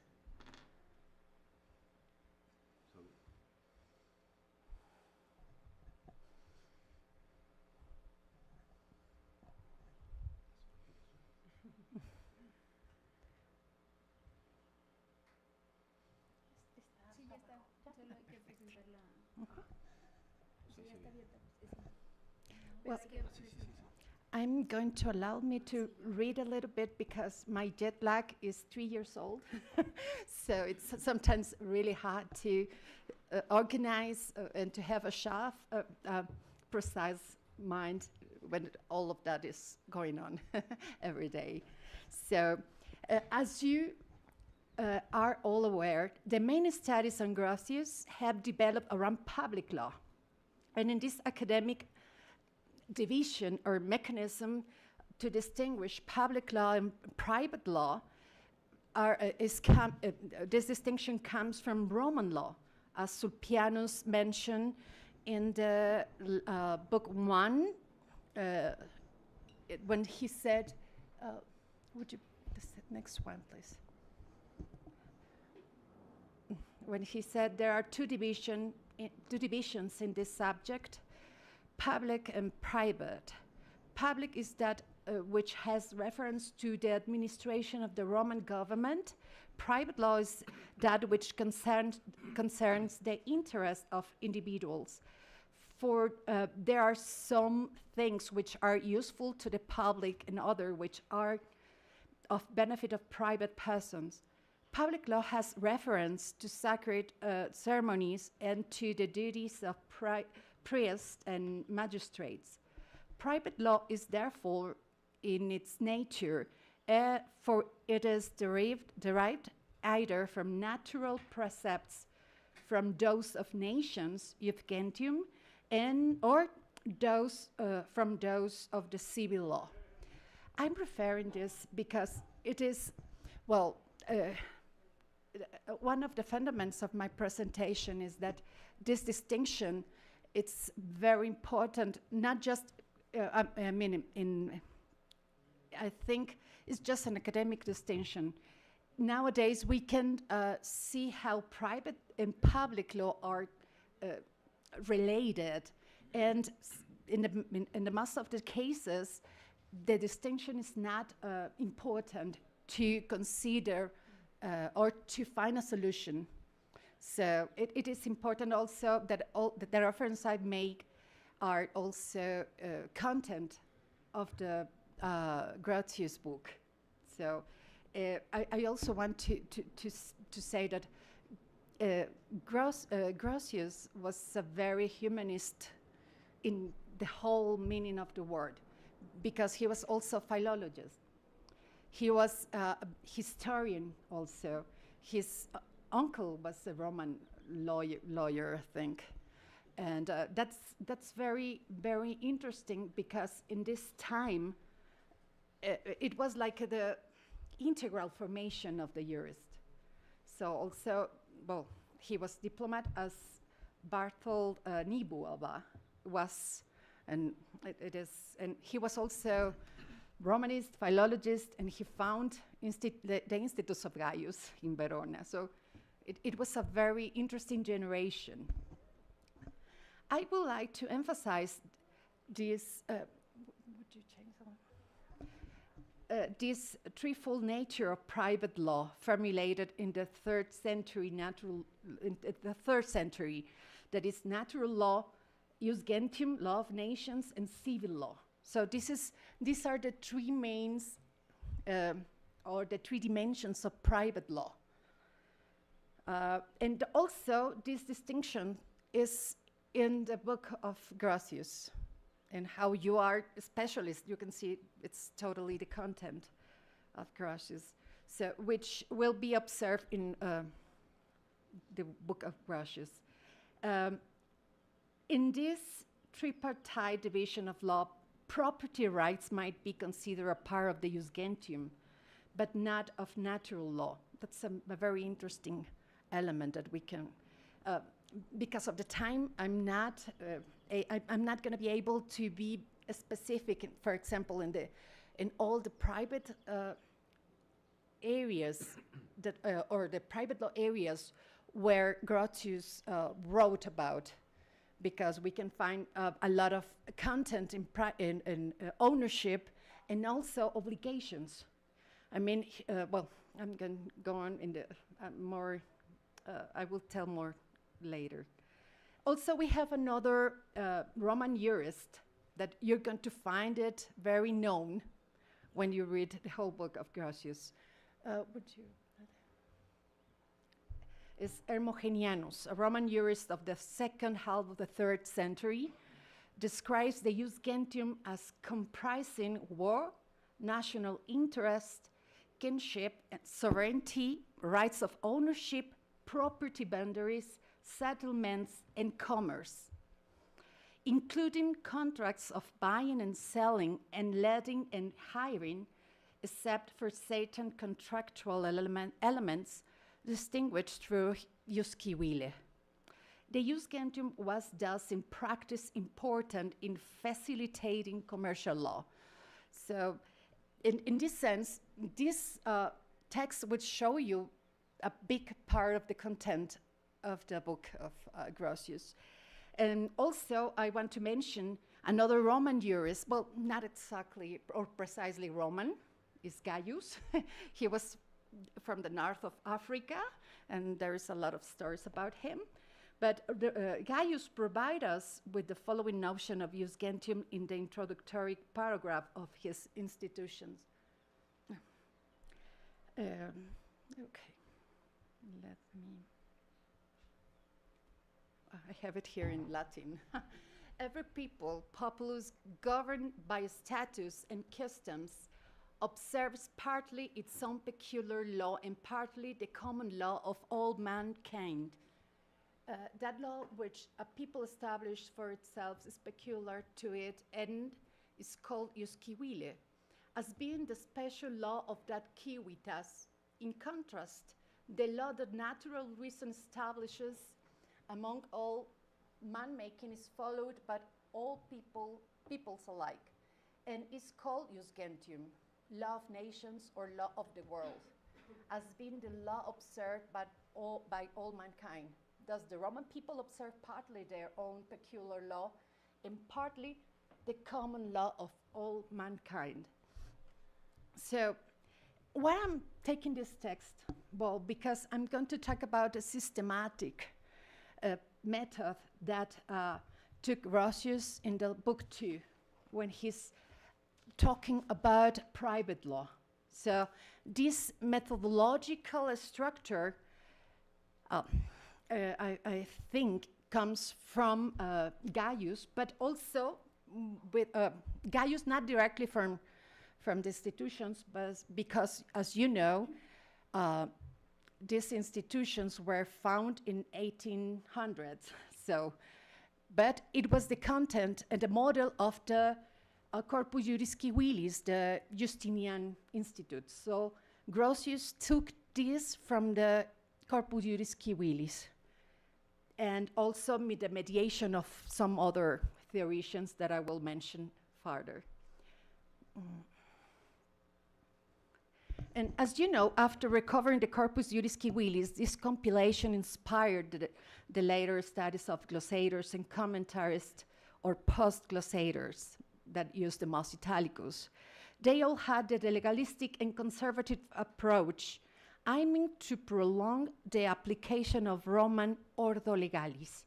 These jurists scrupulously respected the system of arrangement according to which the legal matter is set out in each of these books, and the idea of replacing them with some other supposedly more rational ones did not even cross their minds. Not only that, they constantly justified such systems, moreover, by the method of the continuationes titulorum, or rubricarum, a usually infallible introduction to each new title or rubric of the digesta, the codex, or the institutiones, which began to be the subject of commentary designed to explain both the reasons for its location precisely where it appeared to be located, and its connection with the preceding and following one, continuatio and propinqua, as well as to reveal the coordination of a title with others situated in more distant places, continuatio ad remota. All in function, by the way, of confirming the respective headings in their given location. This, insofar as it was repeated for each title, implied no more and no less than the full acceptance of the feminist movement, a critical attitude aimed at replacing the ordo legalism merge based on Cicero in the De Oratori and Brutus, where he proposed the Hellenistic Stoic ideal of the ars, or techne, conceived as a systematic ordering of the knowledge previously obtained through scientia or episteme.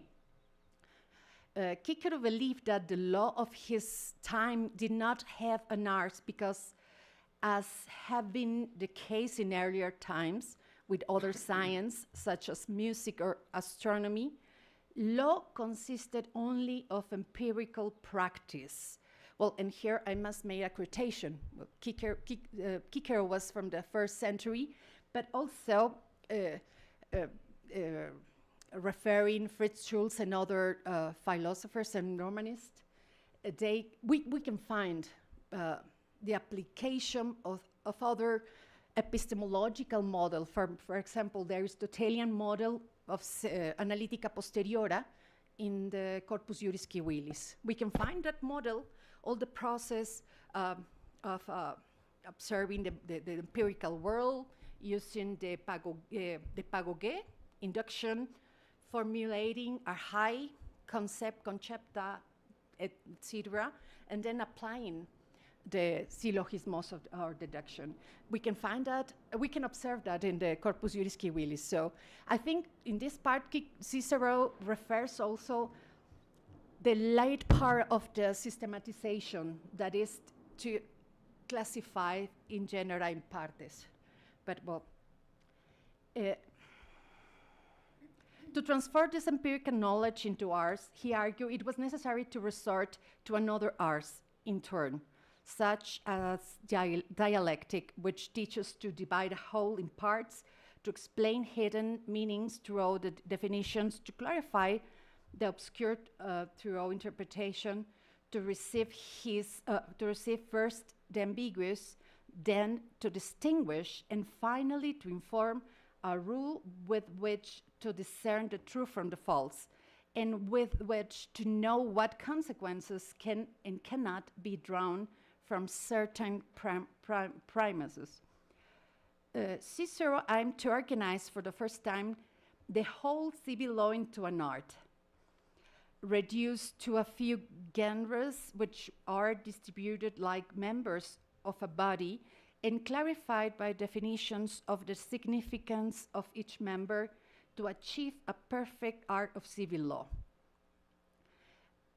Well, when you read Grocio, you're going to find that he took, like in his study, as a fundament, all these ideas of Cicero. Many humanist theorists saw this doctrine as a model, attributing a pragmatic character of their scientific activity. Inside the Mos Gallicus, a systematic way of thinking developed ars methodus systema oikonomia ordo, and they sought to organize the subject matter of the Justinian book according to the canons proposed by Cicero, presenting the law in a few genres subdivided into species conveniently distributed with an abundant definition of concepts and the formulation of principles and rules. Some directly recognize the presence of the operation that Cicero had recommended for the formation of the ars juris, such as division, partition, definition, applied in Justinian's Institute. But this is because Justinian based himself in the Institutiones of Gaius, who followed the Ciceronian model of ars Hellenistica, according to Villay. In this context, systematic suggestions by jurists influenced by humanist development and their ideals of this systematic organization became directly linked to rational use naturalism, which prolonged them. Some consider that Grocio, the founder of modern rationalism, use naturalism, rationalist use naturalism, while others, such Guzmán Brito, consider him a precursor of the former and bridge between the use naturalism and modern scholasticism and rationalism, whose true founder, Guzmán Brito considered, was Thomas Hobbes. De iure belli ac pacis, in the iure belli ac pacis, there is an abundance of quotations from Greco-Latin authors and texts to support the more technical propositions of law, with preference given to the text of Corpus Juris Civilis. In the prolegomena to the Iure Belli ad Pacis, Grotius expressly echoed the tradition of the Mos Gallicus of giving order and system to law. With Ciceronian resonance, he first recalls the efforts of the past in this direction. Previously, many had planned to give, quoting Grotius, previously many had planned to give jurisprudentia the form of a system, but no one had done it completely. In Latin is artis formam ei, secundum jurisprudentiae, multi ante hac destinarum, perfecit nemo. That's in the Prolegomena, paragraph 30. He then adds that one of his intentions in writing the book was that the subject treated should be arranged precisely in a certain order, ut quae eran tractanta, ordines certo disponere, we can read this in Prolegomena, paragraph 56.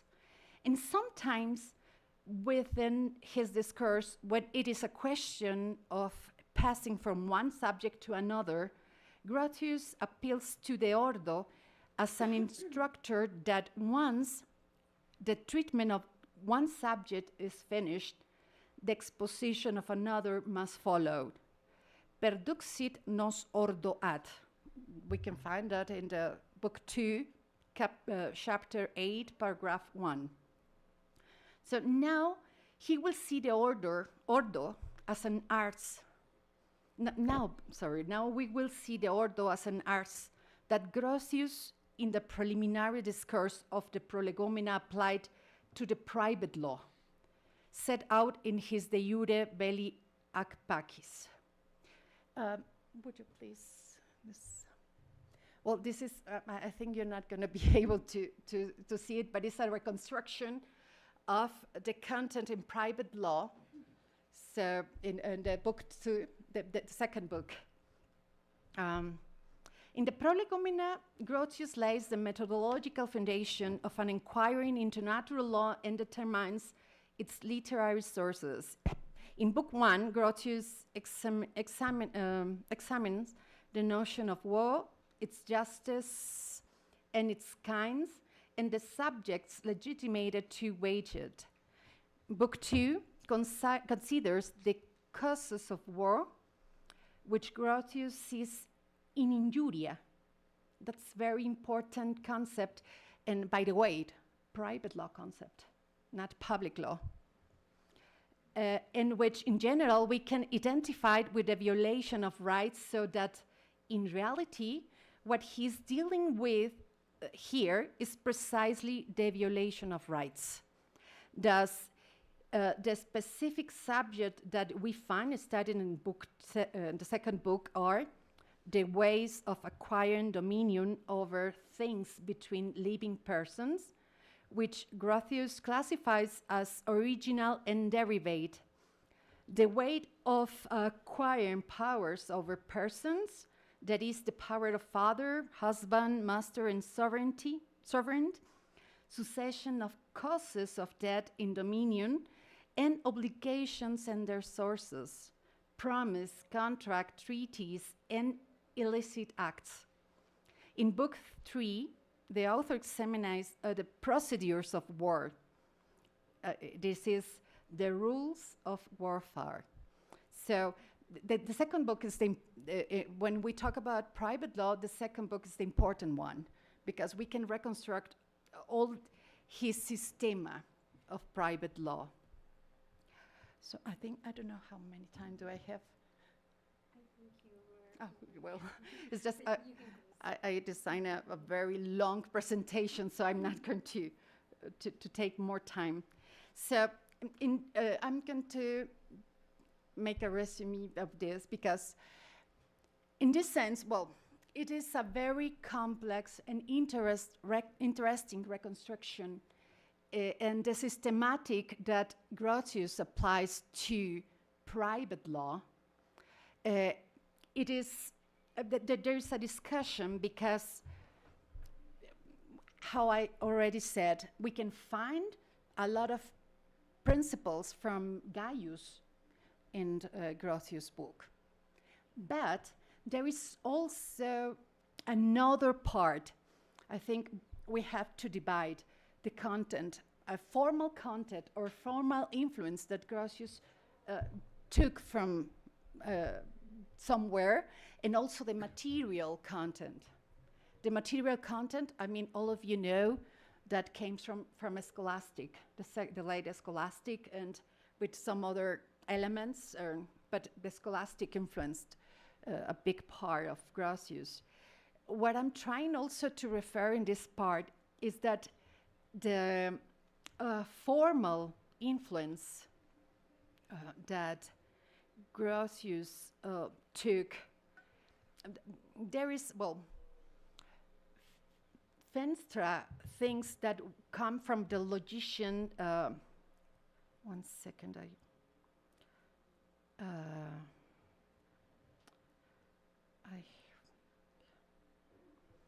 one second, please.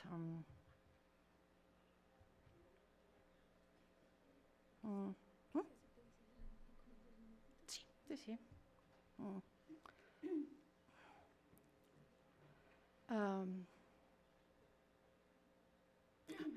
From Remus, the logician.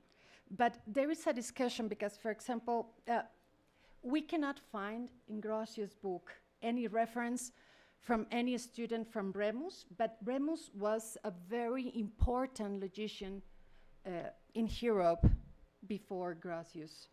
And what I want to mention is that Remus' Dialectica shows totally a very important structure that I think, well, there is a big part of Aristotelian logic structure from Analytica Posteriora. But also we can find all this structure, like for example here, Dialectica, the classification in two and also in more. But if we make a comparison of Remus' Dialectica model, we can find all those elements in Grocio's, and that's very interesting. So what I want also to say is that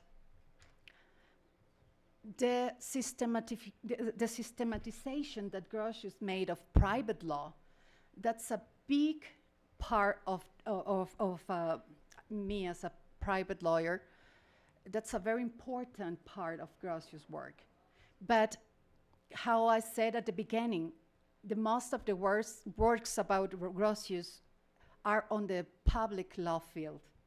So I think we have, well, private lawyers, we have to retake Grocio's in many ways, and we have a lot of substantia to work with, from the formal part and from the material part. And also, as you know, and Professor Jay mentioned, bona fides, it's a very important concept in international treaties, but it's also a private law concept. And for example, also to finish, about dominion and possessio. This year is going to be published my book of Possessio, and it's also, I mean, this part is a Roman law book, but also I make a reconstruction, philological reconstruction and anthropological reconstruction that confirms a lot of the ideas of Grocio's with a retrospective in history. So, well, I'm going to finish here. I hope it was interesting. It was interesting for you. Thank you very much.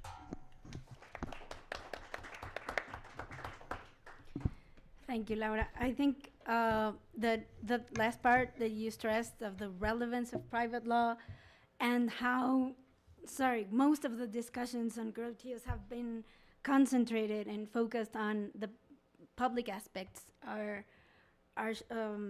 might overshadow the influence of the private foundations. No, that he's set, that he has received from the Western tradition, not only Roman, but you also mentioned Aristotle. Professor Clavers mentioned Aristotle, and I think that you. And these are my words. I want to be very clear and stress this because I don't know if you agree. But you stress two characteristics of the person that was Grotius, and that connect also with our previous sessions. One of it is the humanist aspect in him, and that can be seen in the way that he is trying to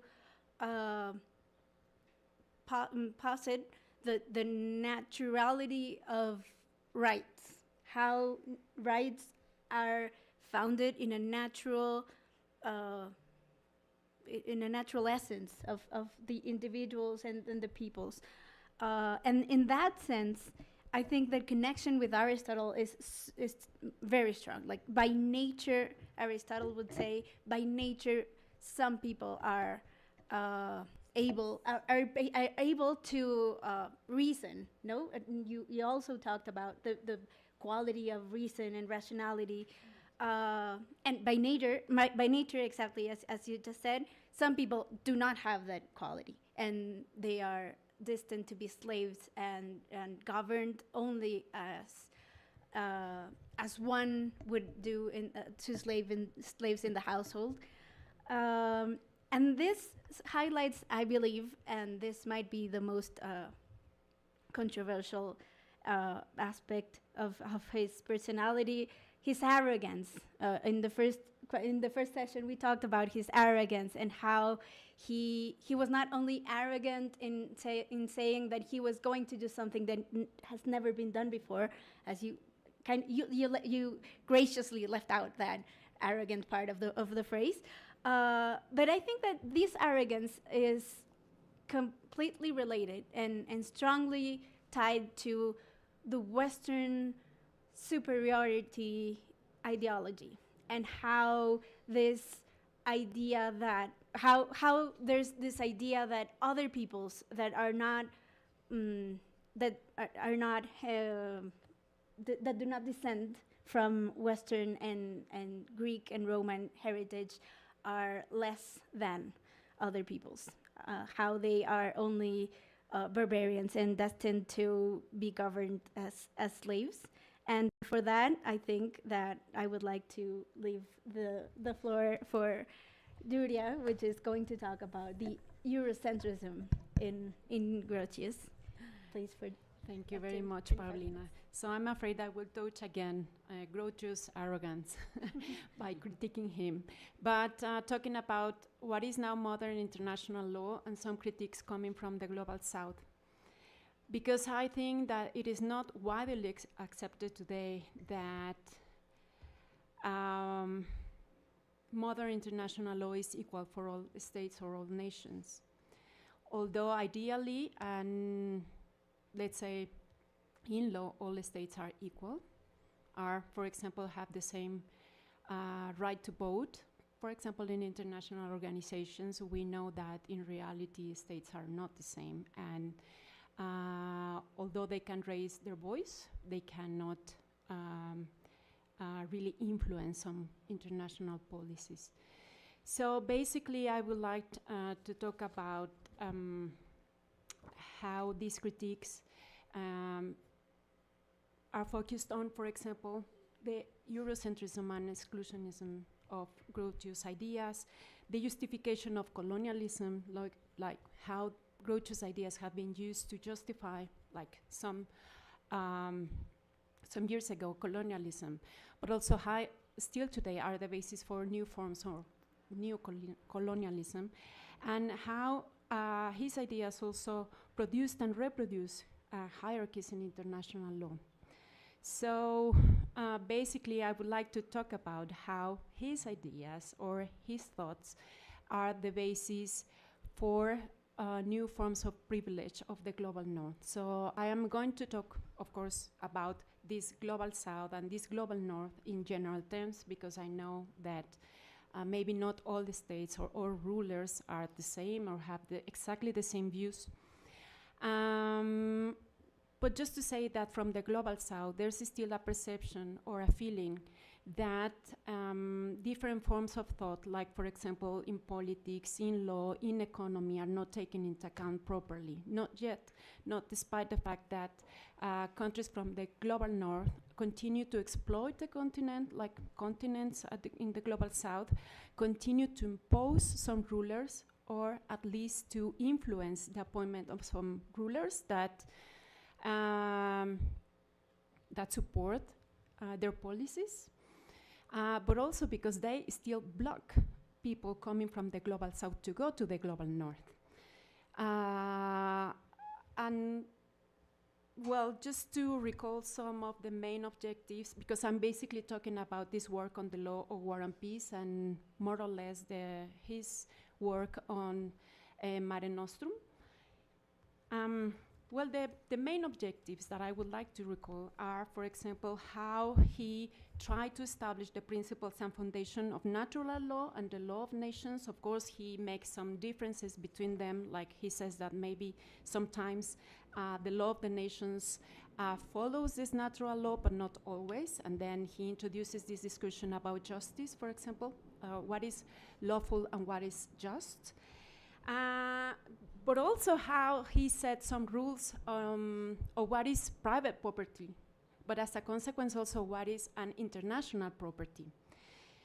So the first critique is about this Eurocentrism of his thoughts. So Grocio builds his story of natural law and the law of nations from a distinctly European vision.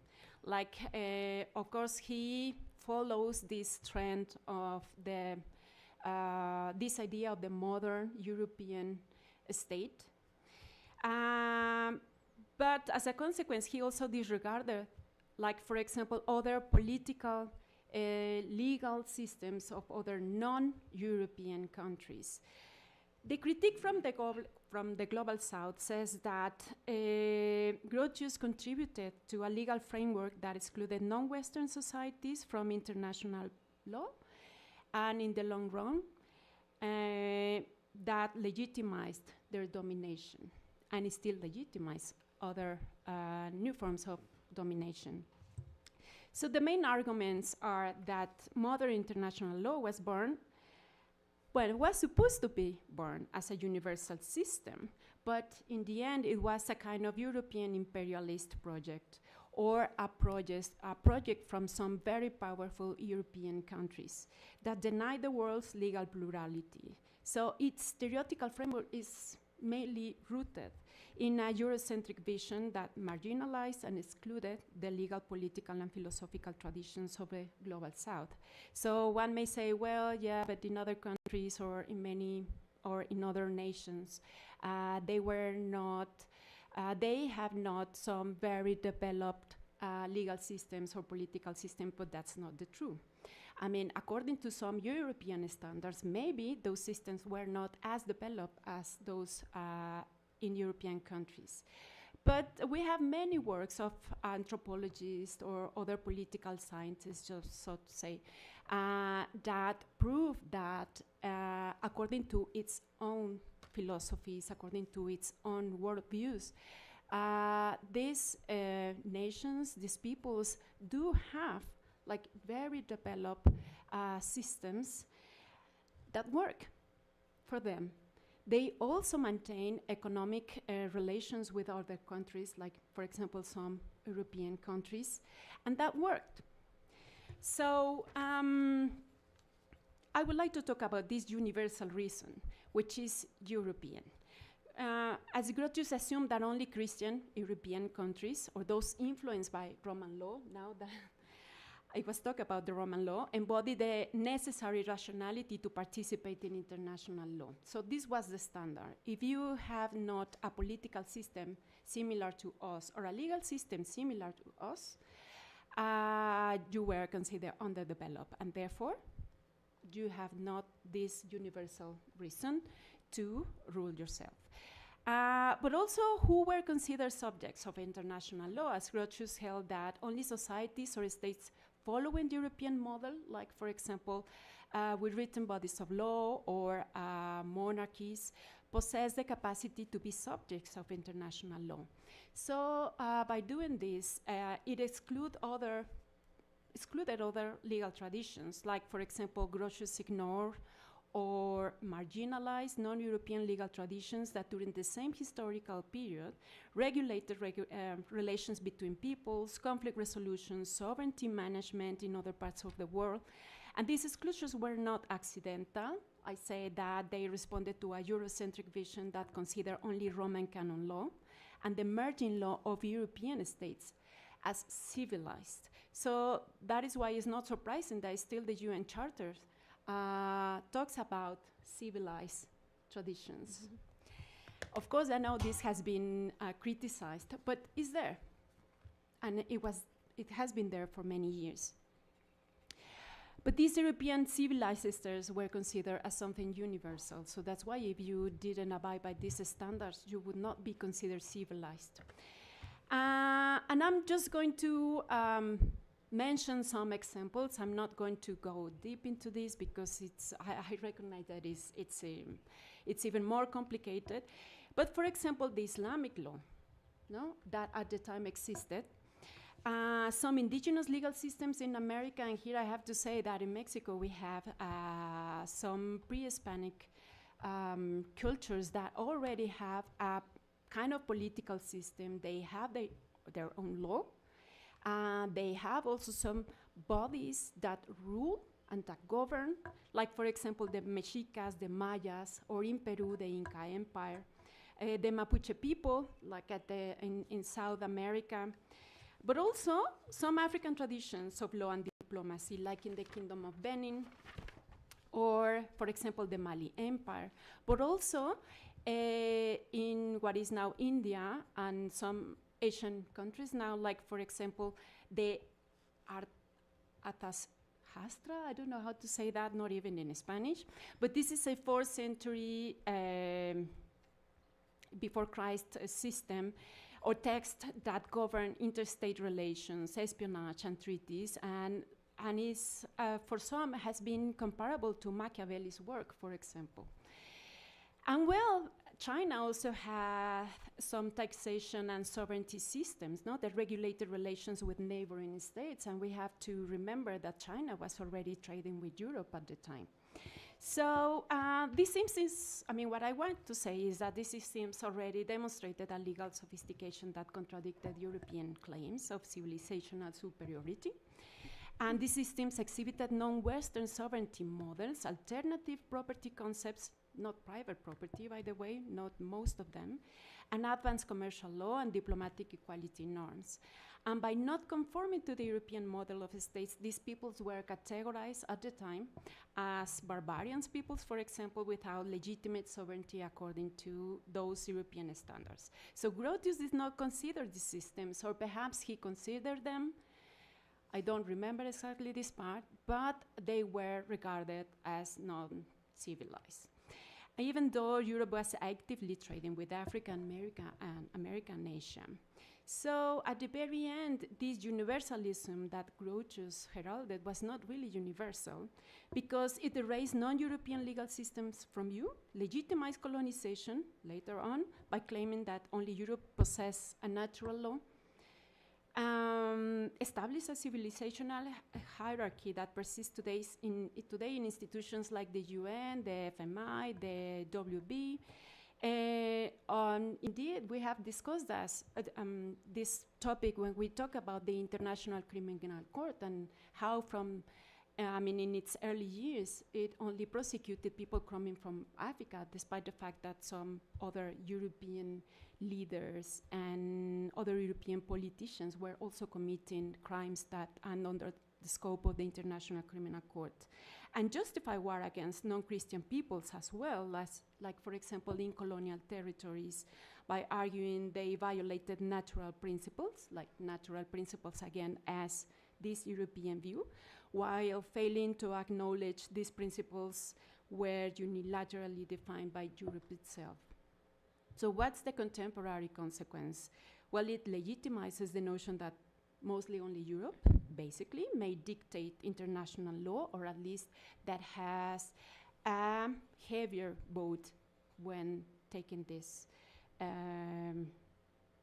decisions, while other civilizations remain subject to different modern forms of domination and neo-colonization. Like, for example, there was, like, at the end of the last century and during the first years of these centuries, there was a strong influence for systems of law to be changed according to those models, or at least those models that were already, I forgot the word. Destacar. Highlighted? Yeah, that were already working in another countries, but just because some European countries and, for example, the US wanted to have a similar legal system in those countries where he wanted to, or it wanted to have control, like, for example, here in Mexico and other countries in Latin America, we have undergone some major reforms in our law just to make it similar to those of the US, and we have also been trained to use that kind of legal system, which by now has proven not to be effective, by the way. But also in Africa, for example, there's a strong pressure to change their law. Like, I mean, already they have like a law similar to those European countries that were colonizers in the past, but there's also a strong movement blocking new initiatives to maintain Africa a continent for exploitation and for Europeans to be taking advantage of these legal systems that are similar to them, but not to some legal traditions in Africa itself. But we see it again, like, for example, in our international human rights systems, and I have to say I am someone who has worked within the Inter-American system of human rights.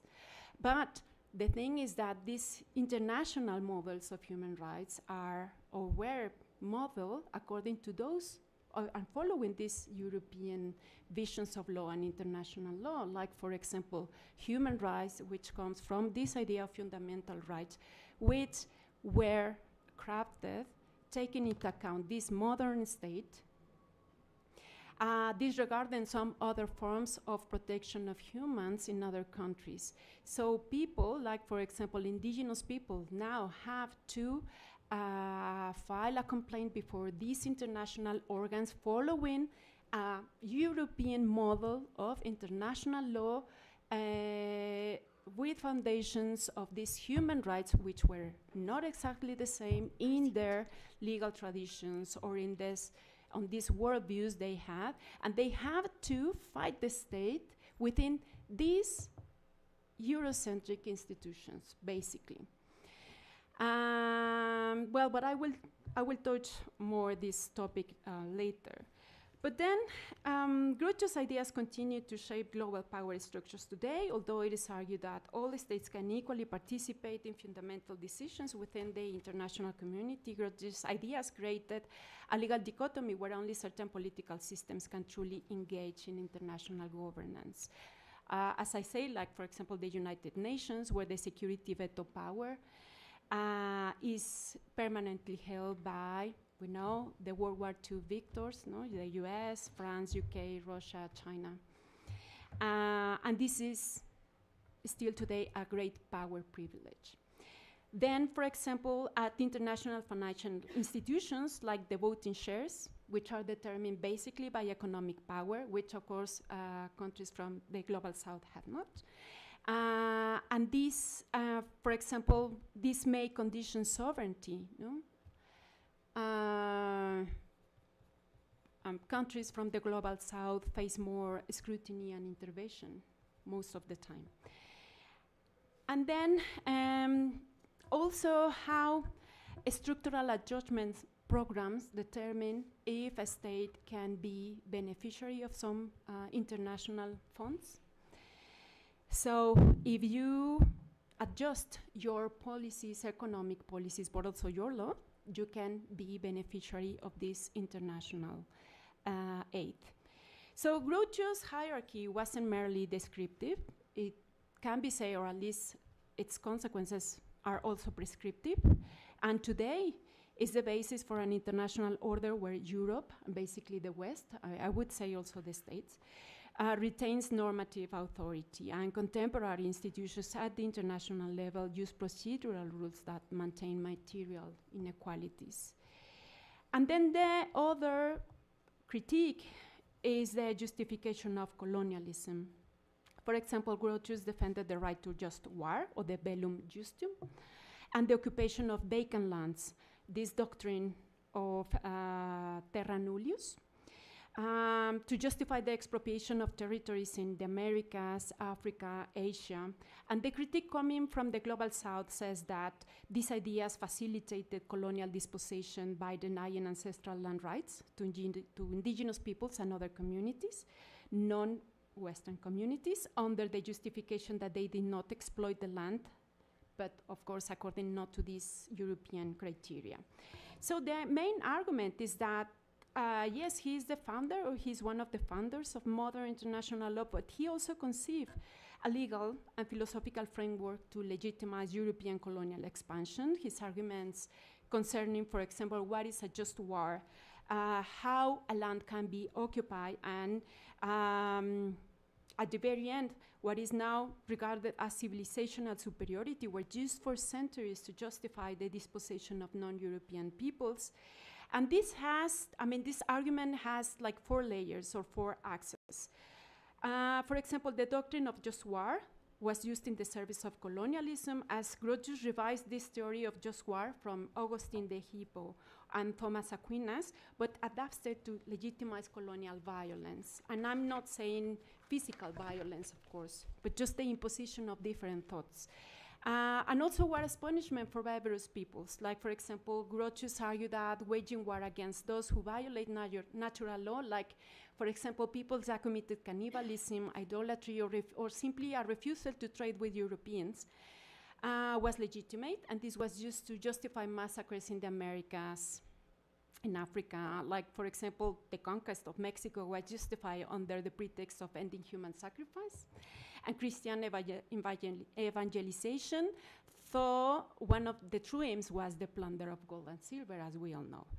And this doctrine of terra nullius, or vacant land, is regarded now as the myth of empty lands. Like, for example, Grotius revived this Roman concept of terra nullius, arguing that lands not exploited, but according to European standards, like, for example, for intensive agriculture, fencing, private property could not be legitimately occupied. And also by saying nomadic peoples, hunter-gatherers, or those with communal land systems, such as Native American, African communities, or even Australian Aboriginals, had no rights over their territories. And this doctrine enabled mass dispossession in the Americas, Africa, Asia, and even Oceania. For example, in Australia, the British declared the continent terra nullius in 1788, ignoring 60,000 years of Aboriginal presence. Or, for example, how the Berlin Conference divided the African continent using this argument as well. And then they used the right to trade as a pretext for conquest. For example, Grotius argued that European powers had a natural right to trade with any people in the world, and if a people refused to trade, it was legitimate to use force to open their markets.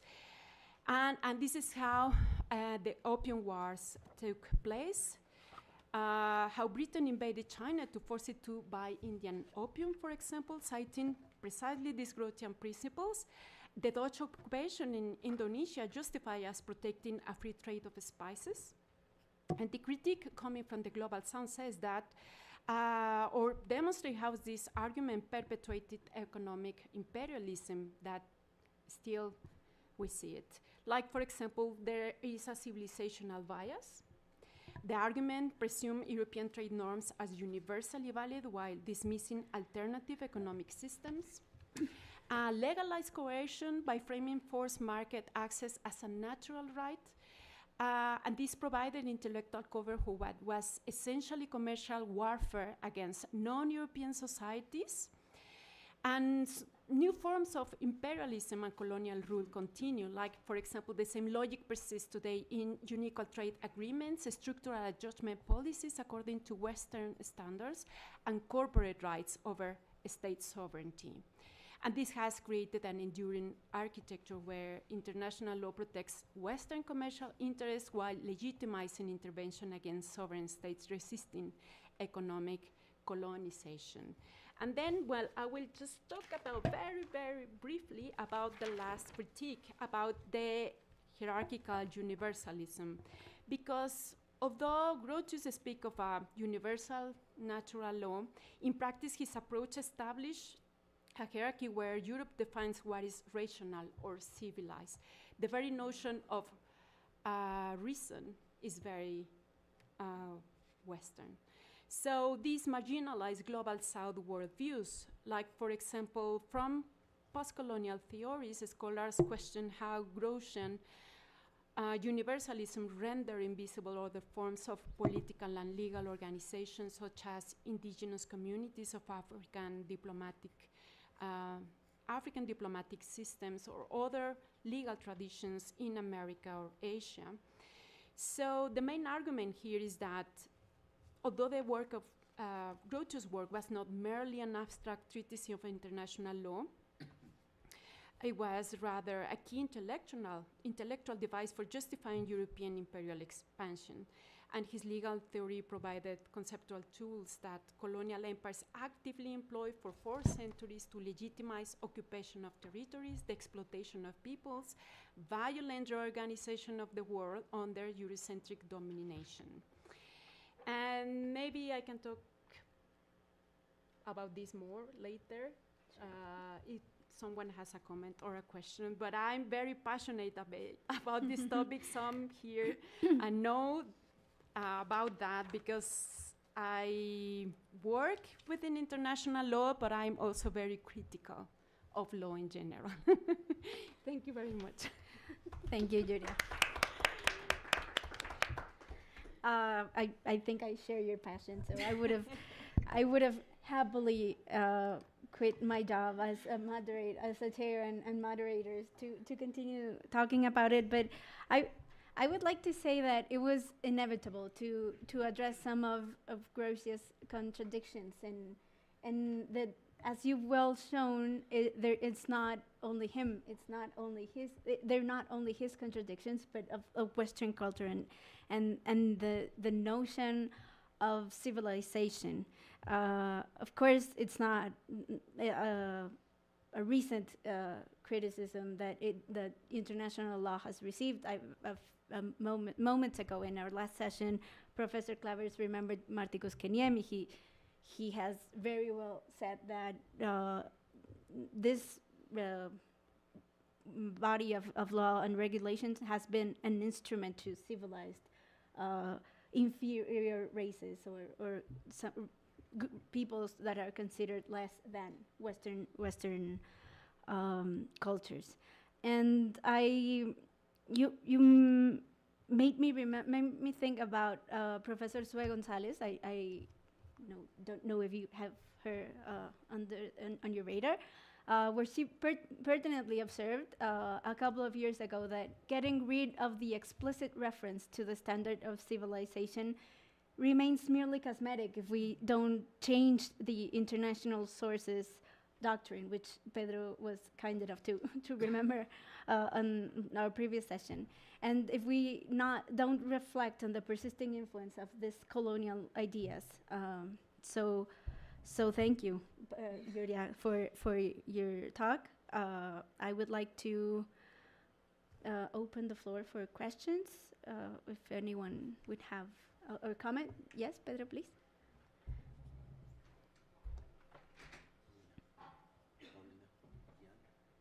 Okay.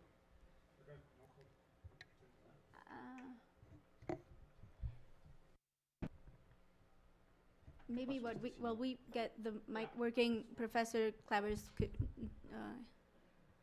make his comment. I probably have the same problem. No. How would I have microphones by now? So I don't think it. Okay. Should I start then? Please. Yep. Okay. A question for both of you, but different questions, obviously. For Laura, wonderful presentation. I learned a lot from that. I was wondering how Grotius could make the step from a injuria in private law to an argument for the just war. It seems to me a pretty big step. So maybe you could say a word or two about that. For Julia, thank you very much. International law is eventually rather crappy. There is enough to be critical of. There's also enough to be happy with. Like, as I mentioned earlier today, my plane landed very nicely in Mexico.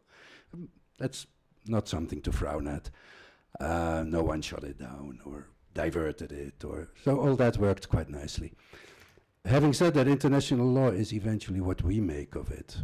And when you started to talk about the inter-American human rights system, I started to think, why is that so Europe modeled?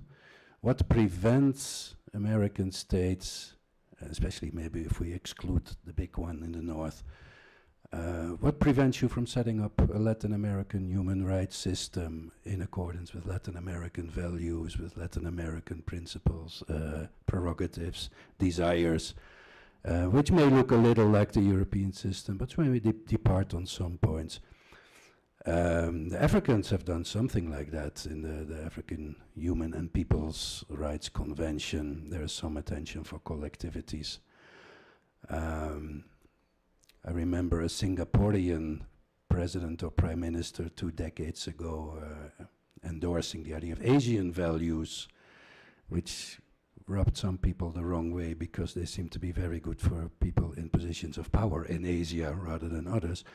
But if we take that aside, and in particular human rights might be useful because one does not owe human rights obligations to other states. One owes them to one's people. And peoples, I guess. So why doesn't that happen?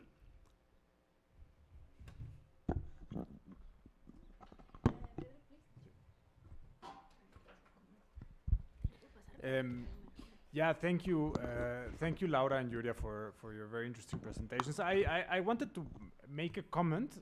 It's kind of a provocation, and maybe it builds a link between both presentations, and it would be interesting to hear your thoughts. So it's true that a good amount of Grocio's work deals with private law, right?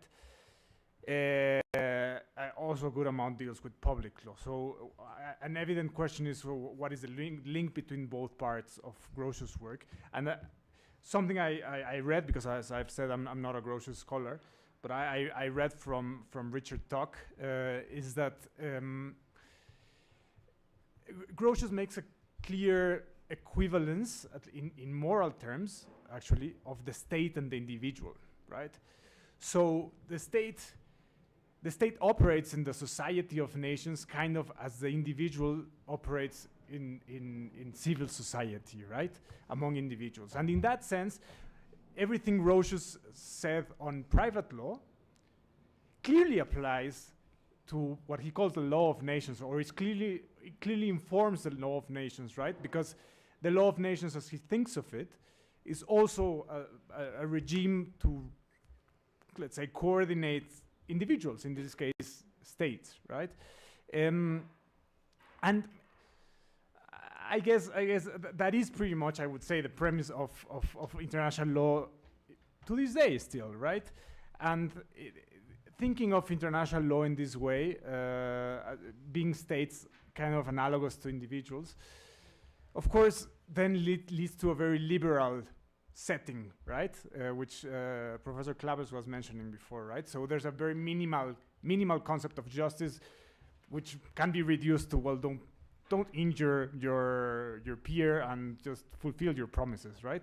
But of course, if your peer is not a civilized one, then it doesn't count as your peer, and then you might then conquer him, right? But I thought maybe it would be interesting to hear your thoughts on this link between the private law in Grocio's work and public law in his work. Thank you. Thank you, Pedro. We have now a question from Guillermo, and I think it would be enough for you to answer. So thank you very much to both of you for your presentation. I really learned and enjoyed. So I have maybe a brief comments or questions, one of them to Laura. So the law was, for us, the law was private law in the beginning. And then I think the law was public. And now we are wondering if Grocio can say something about the law or our concerns, something like that. So does it make sense, the differences between private law and public law in this context, Laura? So this is a general question. And Julia, so Julia is studying in the Netherlands as well. And she holds a degree in Oxford and a PhD by UNAM, and another PhD as candidate in Essex, you told me before. And I met Julia in some years ago, 3 or 4, not really. I think 20 or even more when we were in university classroom. So, and thank you very much, Julia, for your presentation. But I think that you are making a description, generally speaking, of how is working the imperialism and in the international law. And I remember just Anthony Anghie and imperialism and making international law. Actually, 20 years ago, it was published, this book. But I would like to hearing more about that. So you said the system of the pre-Hispanic cultures were working, but in which terms were working? So what the pre-Hispanic cultures were looking for? And I think, so what were the values, the solidarity, so what are the main differences between this imperialistic international law, of course I agree, and the other way of thinking the world? So that's my comment. Thank you.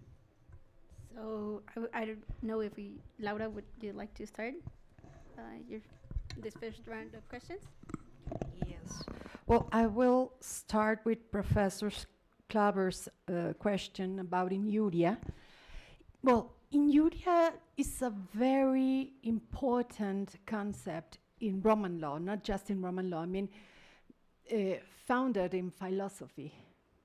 Because injuria, when we also read the Corpus Juris, we find a lot of philosophical content from naturalistic philosophy from Greece and also from the Stoics,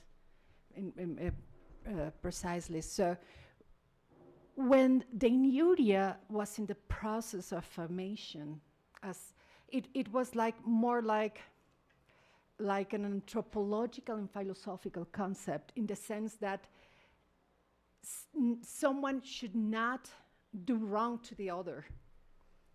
But it was to the other, not, I mean, in the private field, not in the public. I mean, when we analyze the political construction from from the polis, the Greek politeia.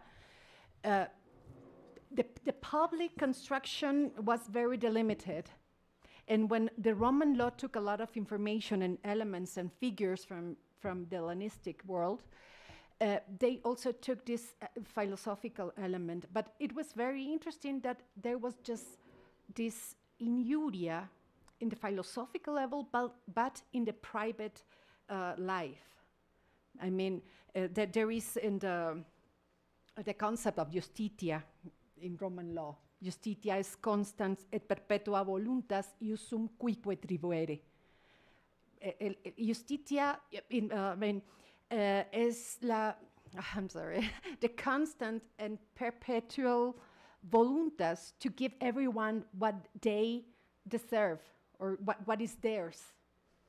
In that sense, this injuria is linked with this element, don't hurt anyone. And also there is these elements in the 3 pillars of the Roman law, no dañar a nadie. So in that sense, this element came, well, it was developed in the private law and in Rome, because in Old Greek, yeah, there is this philosophical principle, but it has another developed. So in that sense,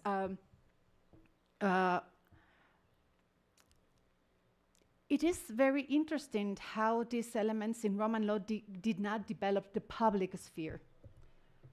Even though when we analyze Rome, we have all these political divisions, monarchia, republic, and imperium. But in the public sphere, I think that's one of the elements that that we can consider as also a development from Grotius, because he took some elements from private law and give them a use in public law. There's also, I also must say that this distinction, it was more academically. Ulpiano already mentioned, because, for example, also when we talk about possessio or besitz or possessions in Roman law and also in Greek law, it is a matter of fact. But it is very interesting, for example, that Grotius talk about dominium and ownership. Dominium is a political concept, not legal. So it is very interesting. And also a political, and it in Grotius is linked to natural law. So it's very interesting in that sense. So yes, what I have found out, and I'm in the process of development of all this work. Well, it is.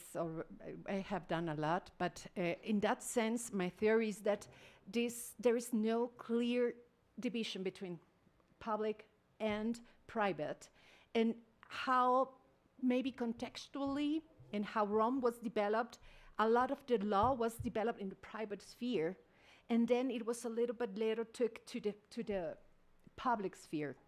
Also, something very interesting to say is that the jurisprudentia, the epistemological construction of law, was around private law, not about public law. Public law, or maybe more the philosophical analysis of public law, was a later activity in the third century after. So it is very interesting in that field. So private law gave the big part of the legal construction. And well, I don't know if I answered. There is, and also your question, Pedro, thank you. You said, if I clearly understood, is there a link between private and public? Well, I think, well, there is. But also, I mean, maybe I didn't mention it very clear, but something that makes me think a lot is that what is in one of the texts I show you. I mean, private law is constituted by 3 elements. Natural law is in private law. Jus gentium is in private law. And civil law is in private law. So it's very interesting that a lot of historians and jurists have not dimensioned this. Also, I mean, also not from Grocio and on, since Roman law, because in that sense, actually, Grocio took it textually. And Guillermo, thank you for your question. Just if I understood, the difference between public and private. Yes. Well, nowadays. Yes. Okay. Well, nowadays I think there is not such distinction. Why?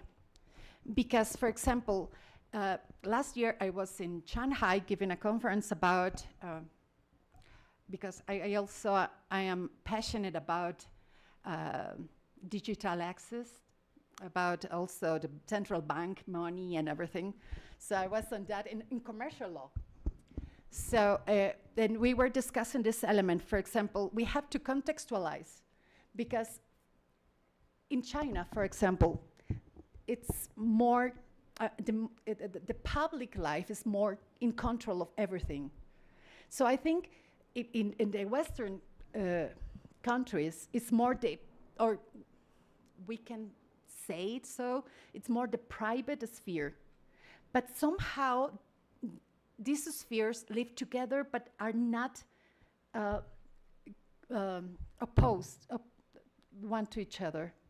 So in that sense, it is, the distinction could be the interest, if you ask me, my opinion, is, I mean, the individual interest could tell me that that is private, and the public interest, but even though both are connected, my private interest that everyone respect what I think, what I said, what I buy, what I don't buy, is also public. So in that sense, there is this connection. And I think it's just like academical, but in the practical life, are connected totally. Thank you, Laura. Julia, would you like to answer? Thank you very much for your questions. I'm not saying that I'm that radical. I was just trying to provoke a little bit. But yes, I think Jan has made a very important question, like as a personal issue. I am saying that the inter-American system of human rights, if compared with the African system of human rights, is not really such as inter-American. The inter-American system was modeled, having in mind the European system of human rights, similar institutions, like, for example, a commission and a tribunal, following a kind of adversarial procedure, with rights also modeled according to those European rights, where private property still takes precedence over other forms of property, like communal property. And I'm just thinking about some exceptions where cases, or in cases where, for example, indigenous property are dealt with. And at the very end, the idea of human rights is very European, despite the fact that in Latin America we still have other forms of thought and other forms of protection of human or persons in general, people. So if compared with the African system, I would say that, for example, in the preamble of the African Charter on Human and People's Rights, and the very name, People's Rights, introduces this idea of the African values, whatever that means, because it's not easy to define which African values as such, but it recognizes African values, African traditions, that this should influence the vision and the notions of rights, human rights and also people's rights. And in the same instrument, we can find civil and political rights, but also economic, social, and cultural rights, and they can be demanded using the same procedures, like, for example, demanding the state for not complying with economic, social, and cultural rights that, for example, in the UN, the Inter-American system, or also the European system, as regarded as progressive rights. But also the recognition of self-determination and other people's rights, like, for example, the right to land, the right to communal land, the right to exploit their own resources, and in general, the right to say whatever they want to say about their own legal system, their own rights, and their own political systems. And that is something we don't have at the Inter-American System of Human Rights. Currently, the Inter-American system works just because there's a strong international there are strong international funds coming from mostly international cooperation organizations, but not by the American states as such. And this poses a risk because these funds may be conditioned if, for example, we follow certain principles, we follow certain notions about human rights, like, for example, and I have to say it, I'm not agree with this notion of this common constitutional law that is being, that it's being sold by some European researcher that says we do have the same constitutional law. And this is crystallized in the Inter-American System of Human Rights because it sets universal standards for all Latin American countries, well, also Canada and the States, but just exceptionally, and also the Caribbean countries. And that's not true. They try to see us again as just one block equally, and we do have many differences. Starting from our very language, we do speak Spanish, but sometimes it is also difficult to understand another people. Like, for example, if you listen to a Chilean, they do have very different words, and it's not only the accent, but language also determines your worldview as well. And that determines also your law. Law should be what you need it to be, not what someone tells us that is and should be in the future. I know that's a strong critique, but I'm just saying that I don't think that the Inter-American system is very Inter-American because it has been influenced strongly by thoughts coming from abroad. Although I also have to say, about the African system that even though the charter says that African values or some African traditions should be taken into account, it has been not easy to apply this in cases. Before, for example, the African Commission of Human Rights or the African Court of Human Rights. But at least it's there. They recognize like they are different. No, they recognize that the African country is not the same, but yet they can agree in a system that represents them better than, for example, the system of the UN or the human rights system of the UN. So that's why I said that. But I'm not saying that the Inter-American system doesn't work, of course. It's important and we should keep it. But the risk is there because American states don't fund the system. So there have been many cuts on international funds. And the first, let's say the first area where these cuts are applied, it's the human rights system. And that's the truth.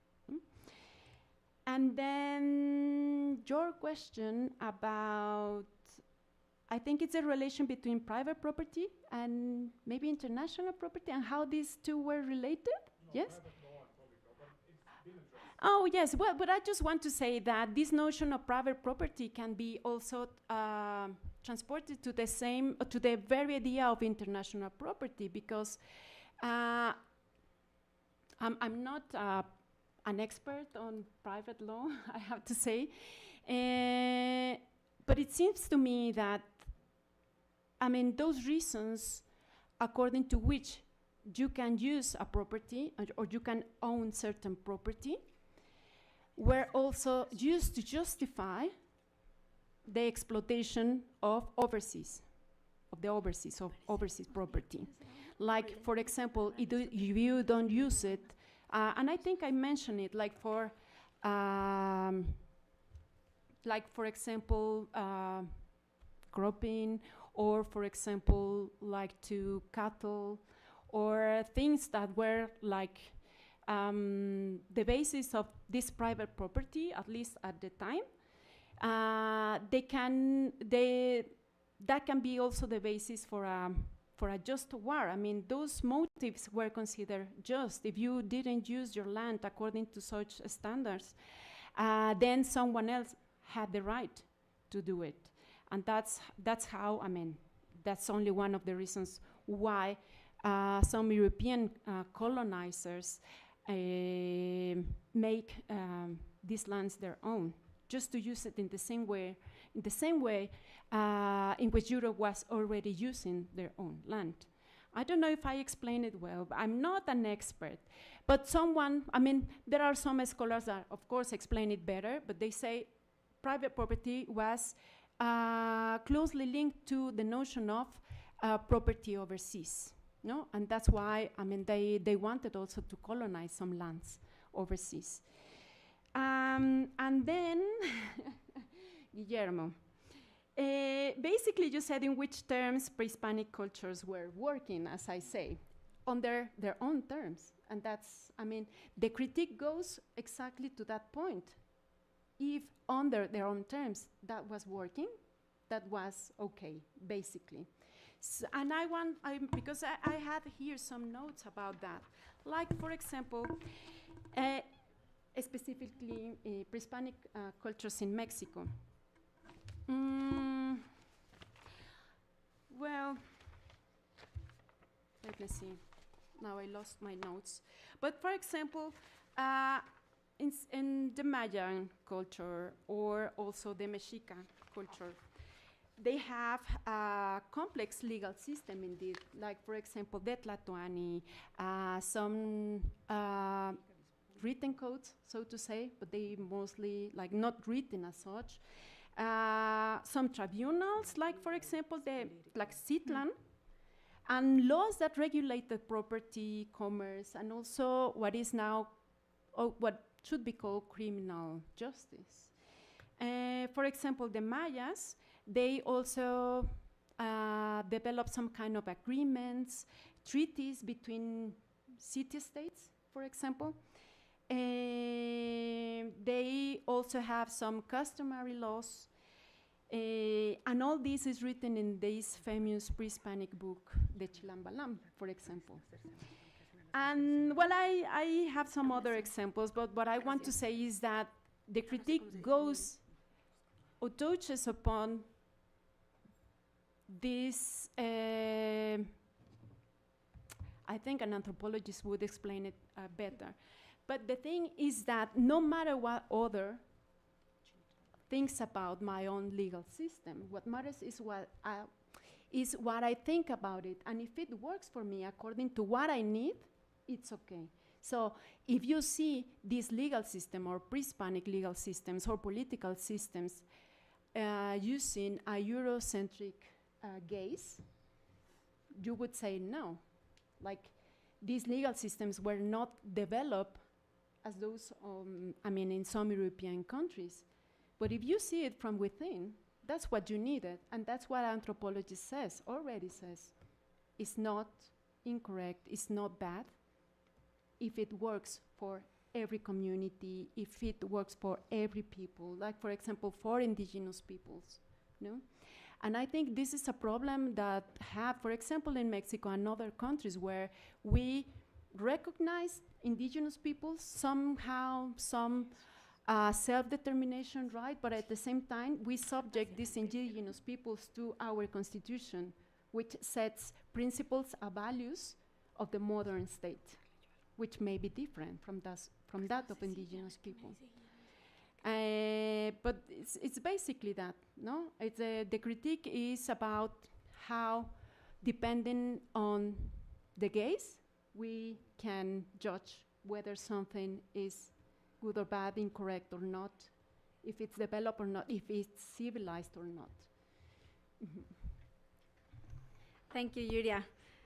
We were just saying that this is very passionate, and I have a couple of questions that I would like to make, but I will refrain myself and save them for lunch, because Guillermo and Ricardo have each a question. I don't know if you could come to the working microphones.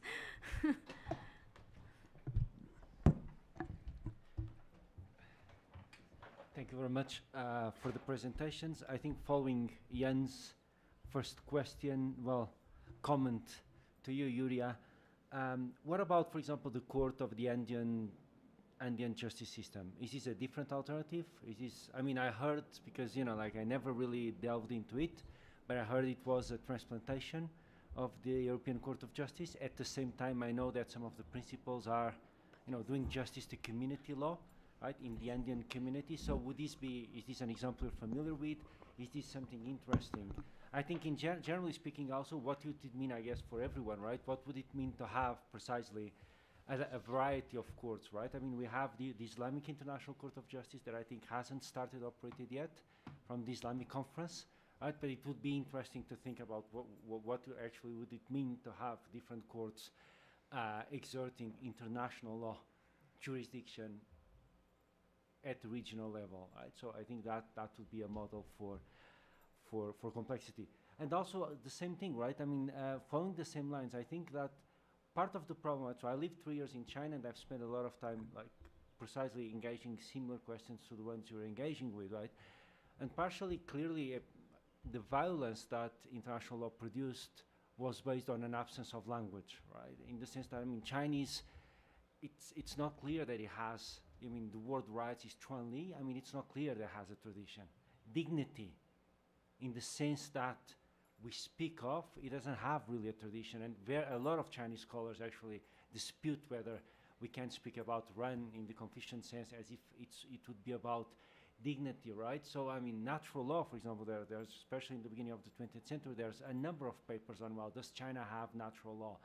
I mean, and the answer of, you know, experts is always that, well, not really. I mean, functionally, yes, there's a tradition of, you know, going against power, but there's nothing like that, right? And of course, right, you have these sort of exercise from the community itself, right? And you have the opposite, which is, you know, Kant and Hegel. Hegel in his lectures on world philosophy said that China has, you know, nobody interested in doing philosophy, right? But also, let's not forget that, right? The word philosophy arrived to Chinese language from the Japanese in the 19th century. It didn't exist in the Chinese language, right?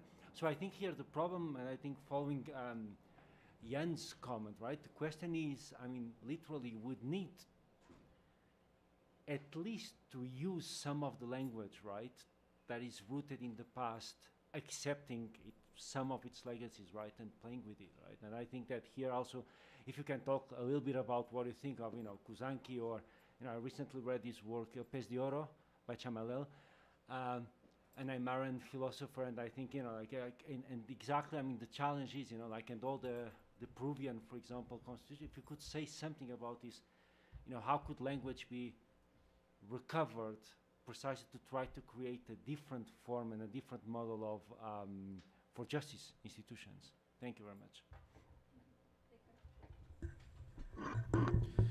Thank you so much to everyone, and I will engage with the Yuria's presentation, and I feel very much an echo in everything you were saying, but maybe also reacting to the question on why we don't have, what is preventing us from having a different kind of system here, no?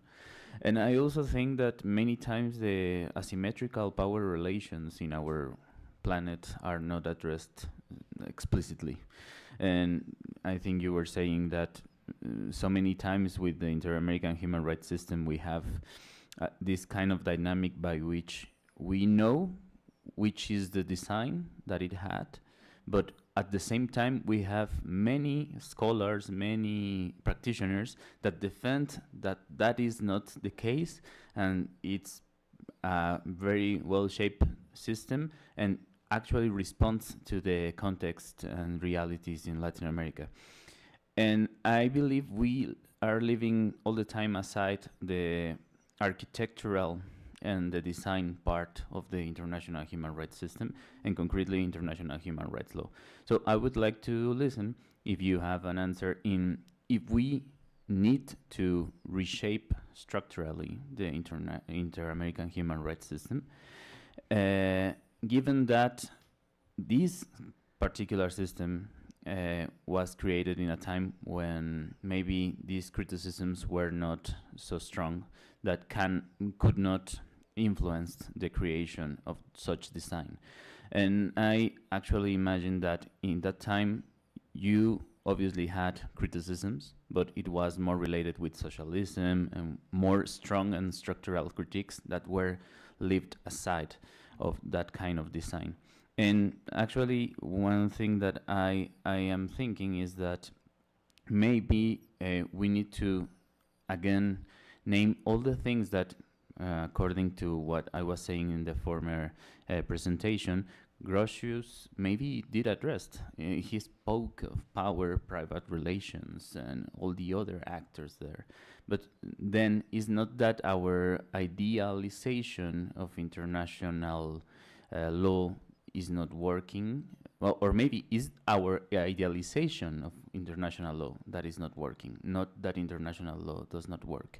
And this is maybe something that we can talk about later, Jan, but it's like international law is what we do of international law. No?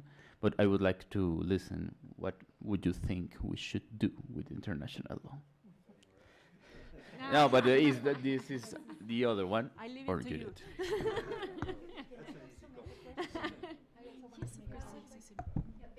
It is very interesting, but I must say I am agreed to disagree in many things, because I think I am a defender of the rights of indigenous groups, but not because they are fine with something, it must be respected, I think.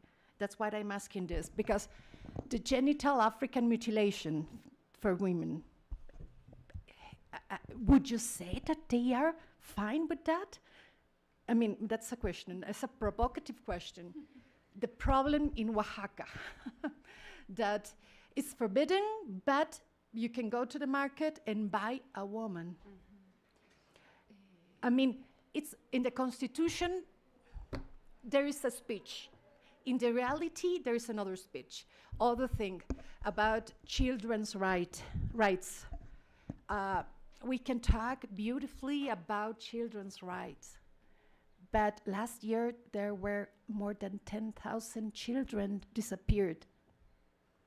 So, speech, reality.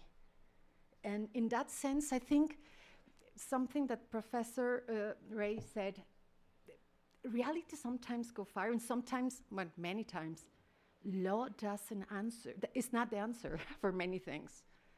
And in that sense, I think we must be careful about what is okay for that group, or to say it, I mean, the whole affirmation that it's okay, because if you go to Oaxaca, the parents would say, yeah, it is okay because I receive money. And she gets a husband, and maybe the father of the husband, you know, all what happened there. So for the child, the woman, I don't think it is okay. So the answer is complex, and it's relatively, I think. Yes, I will start with this last comment, because I'm not saying, like, for example, that genital mutilation or that selling of women, it's okay. But anthropologists have said that there has been also a challenge within the same communities and people. It's not only prohibited by, let's say, national law or state law, but also it's been changing within the communities and peoples. So, for example, in some parts of the world, like for example in Africa, or for example Oaxaca in Mexico, it is still a practice, but it is not widely shared. Not today. Not today, and basically just because, just due to the influence of this notion of human rights, and that is okay. What I'm saying is that the same communities are rejecting these practices. But because of the European ideas, I think. Human maybe. rights or fundamental rights that are in the Constitution, and that is okay, because they are the ones deciding that. But of course, I'm not saying this is okay, because according to my own view of human rights, this goes against basically women's rights. But it's a difficult topic. Like, so, I don't know. Perhaps Ricardo would say more about this, because he's the expert here about indigenous rights. But it's difficult. I mean, we see it from our own perspective. Of course, we can have a sided view, but from their own perspective, the change must come within their own communities and peoples, and it's not easy when conflicts arise. I'm saying that. And then about this, for example, other courts of justice, like the Indian Court of Justice, I think that's a good example of this hybridization of a state law and also more local forms of law. We see it also, like, for example, in this, how would you say it in Spanish? It's this special jurisdiction for justice in Colombia, where this kind of legal system is a mixture between international law, criminal law, or state criminal law, but also some forms of local law. No, different, because it involves different communities in Colombia, which are not the same, by the way.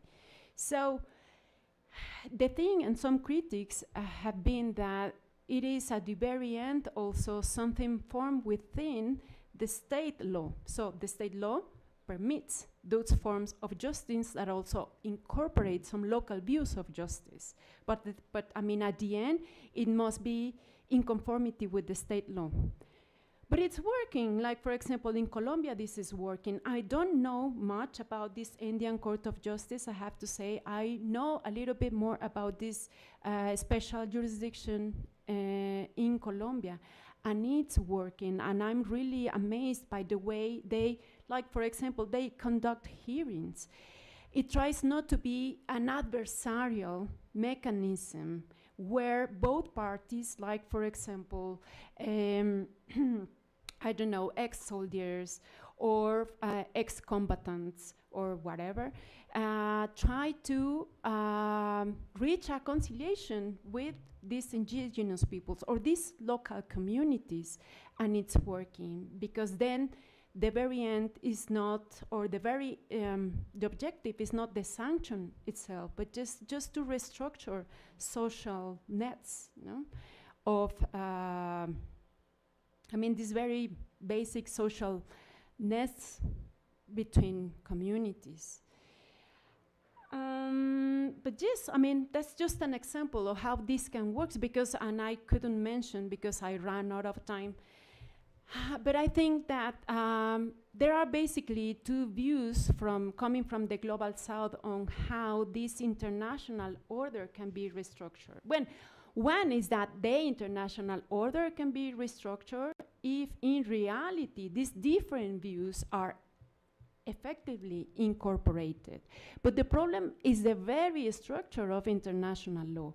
And that's why on the other side, other scholars says this simply cannot be restructured.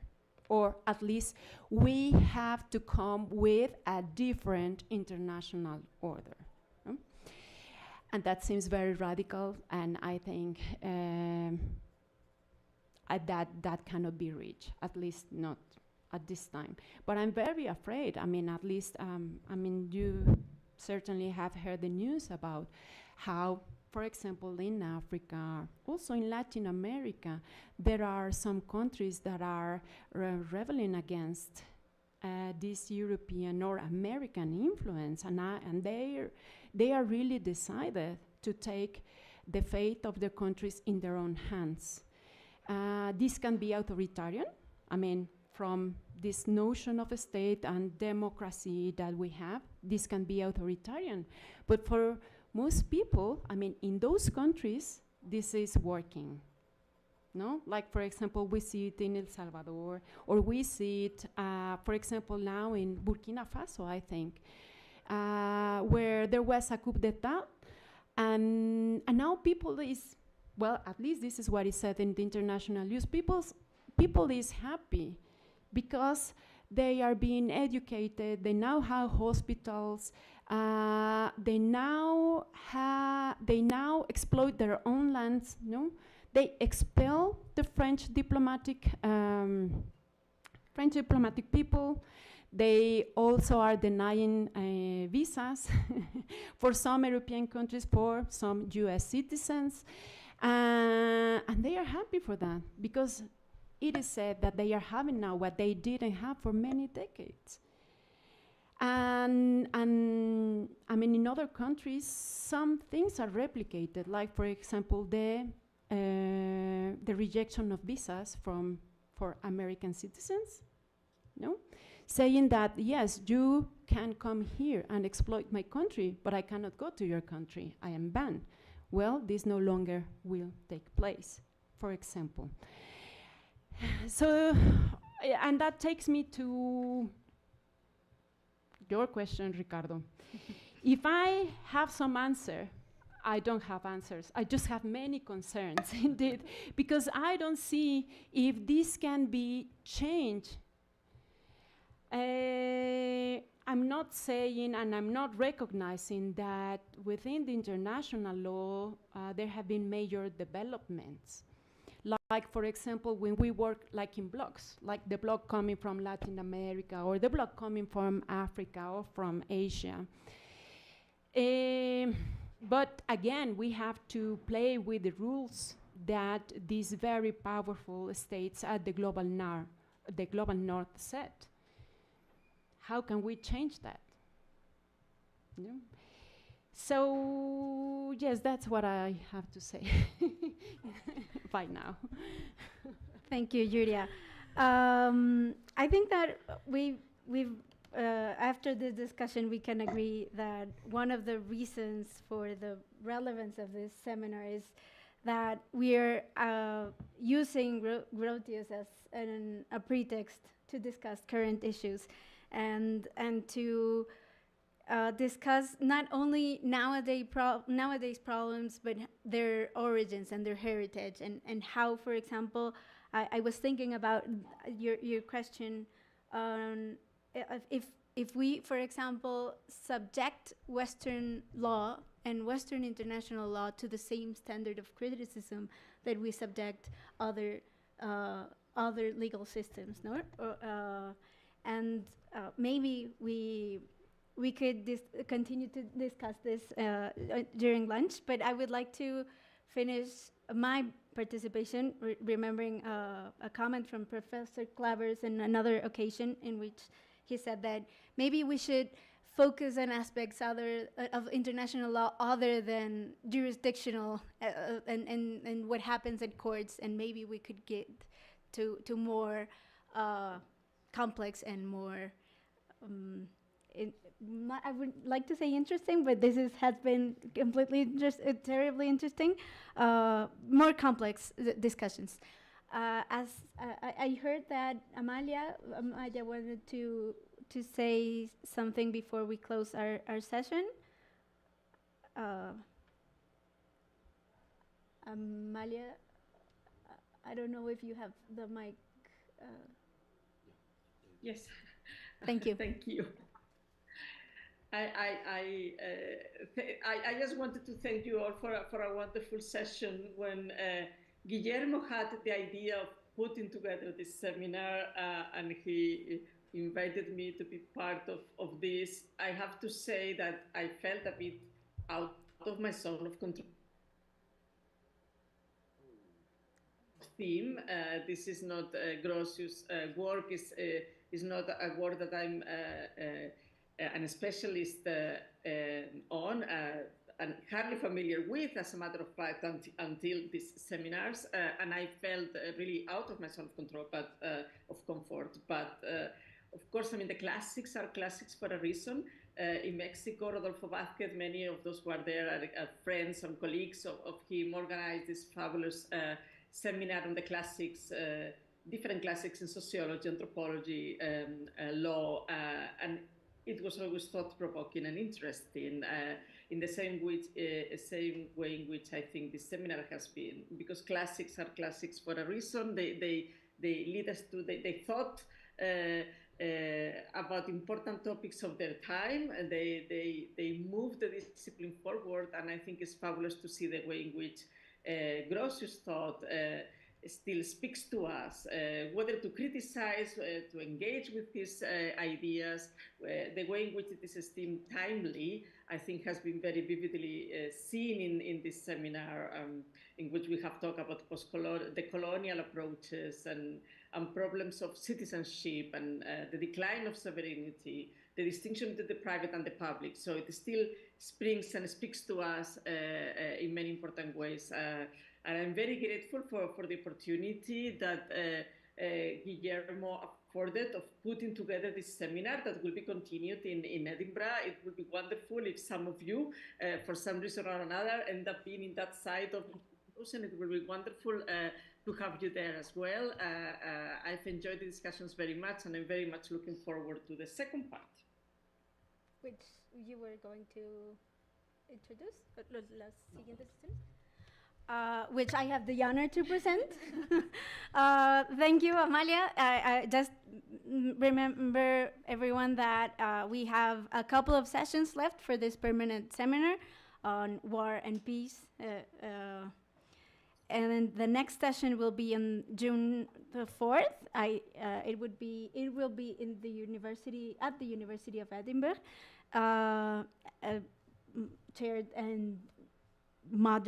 chaired by Amalia and Guillermo.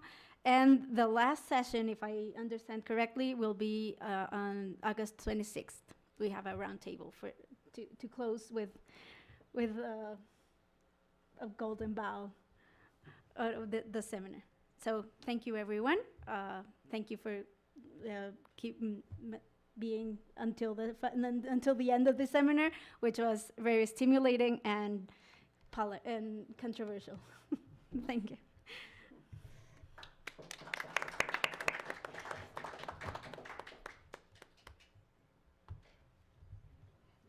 Yeah. Controversial, no, provocative. Provocative. Che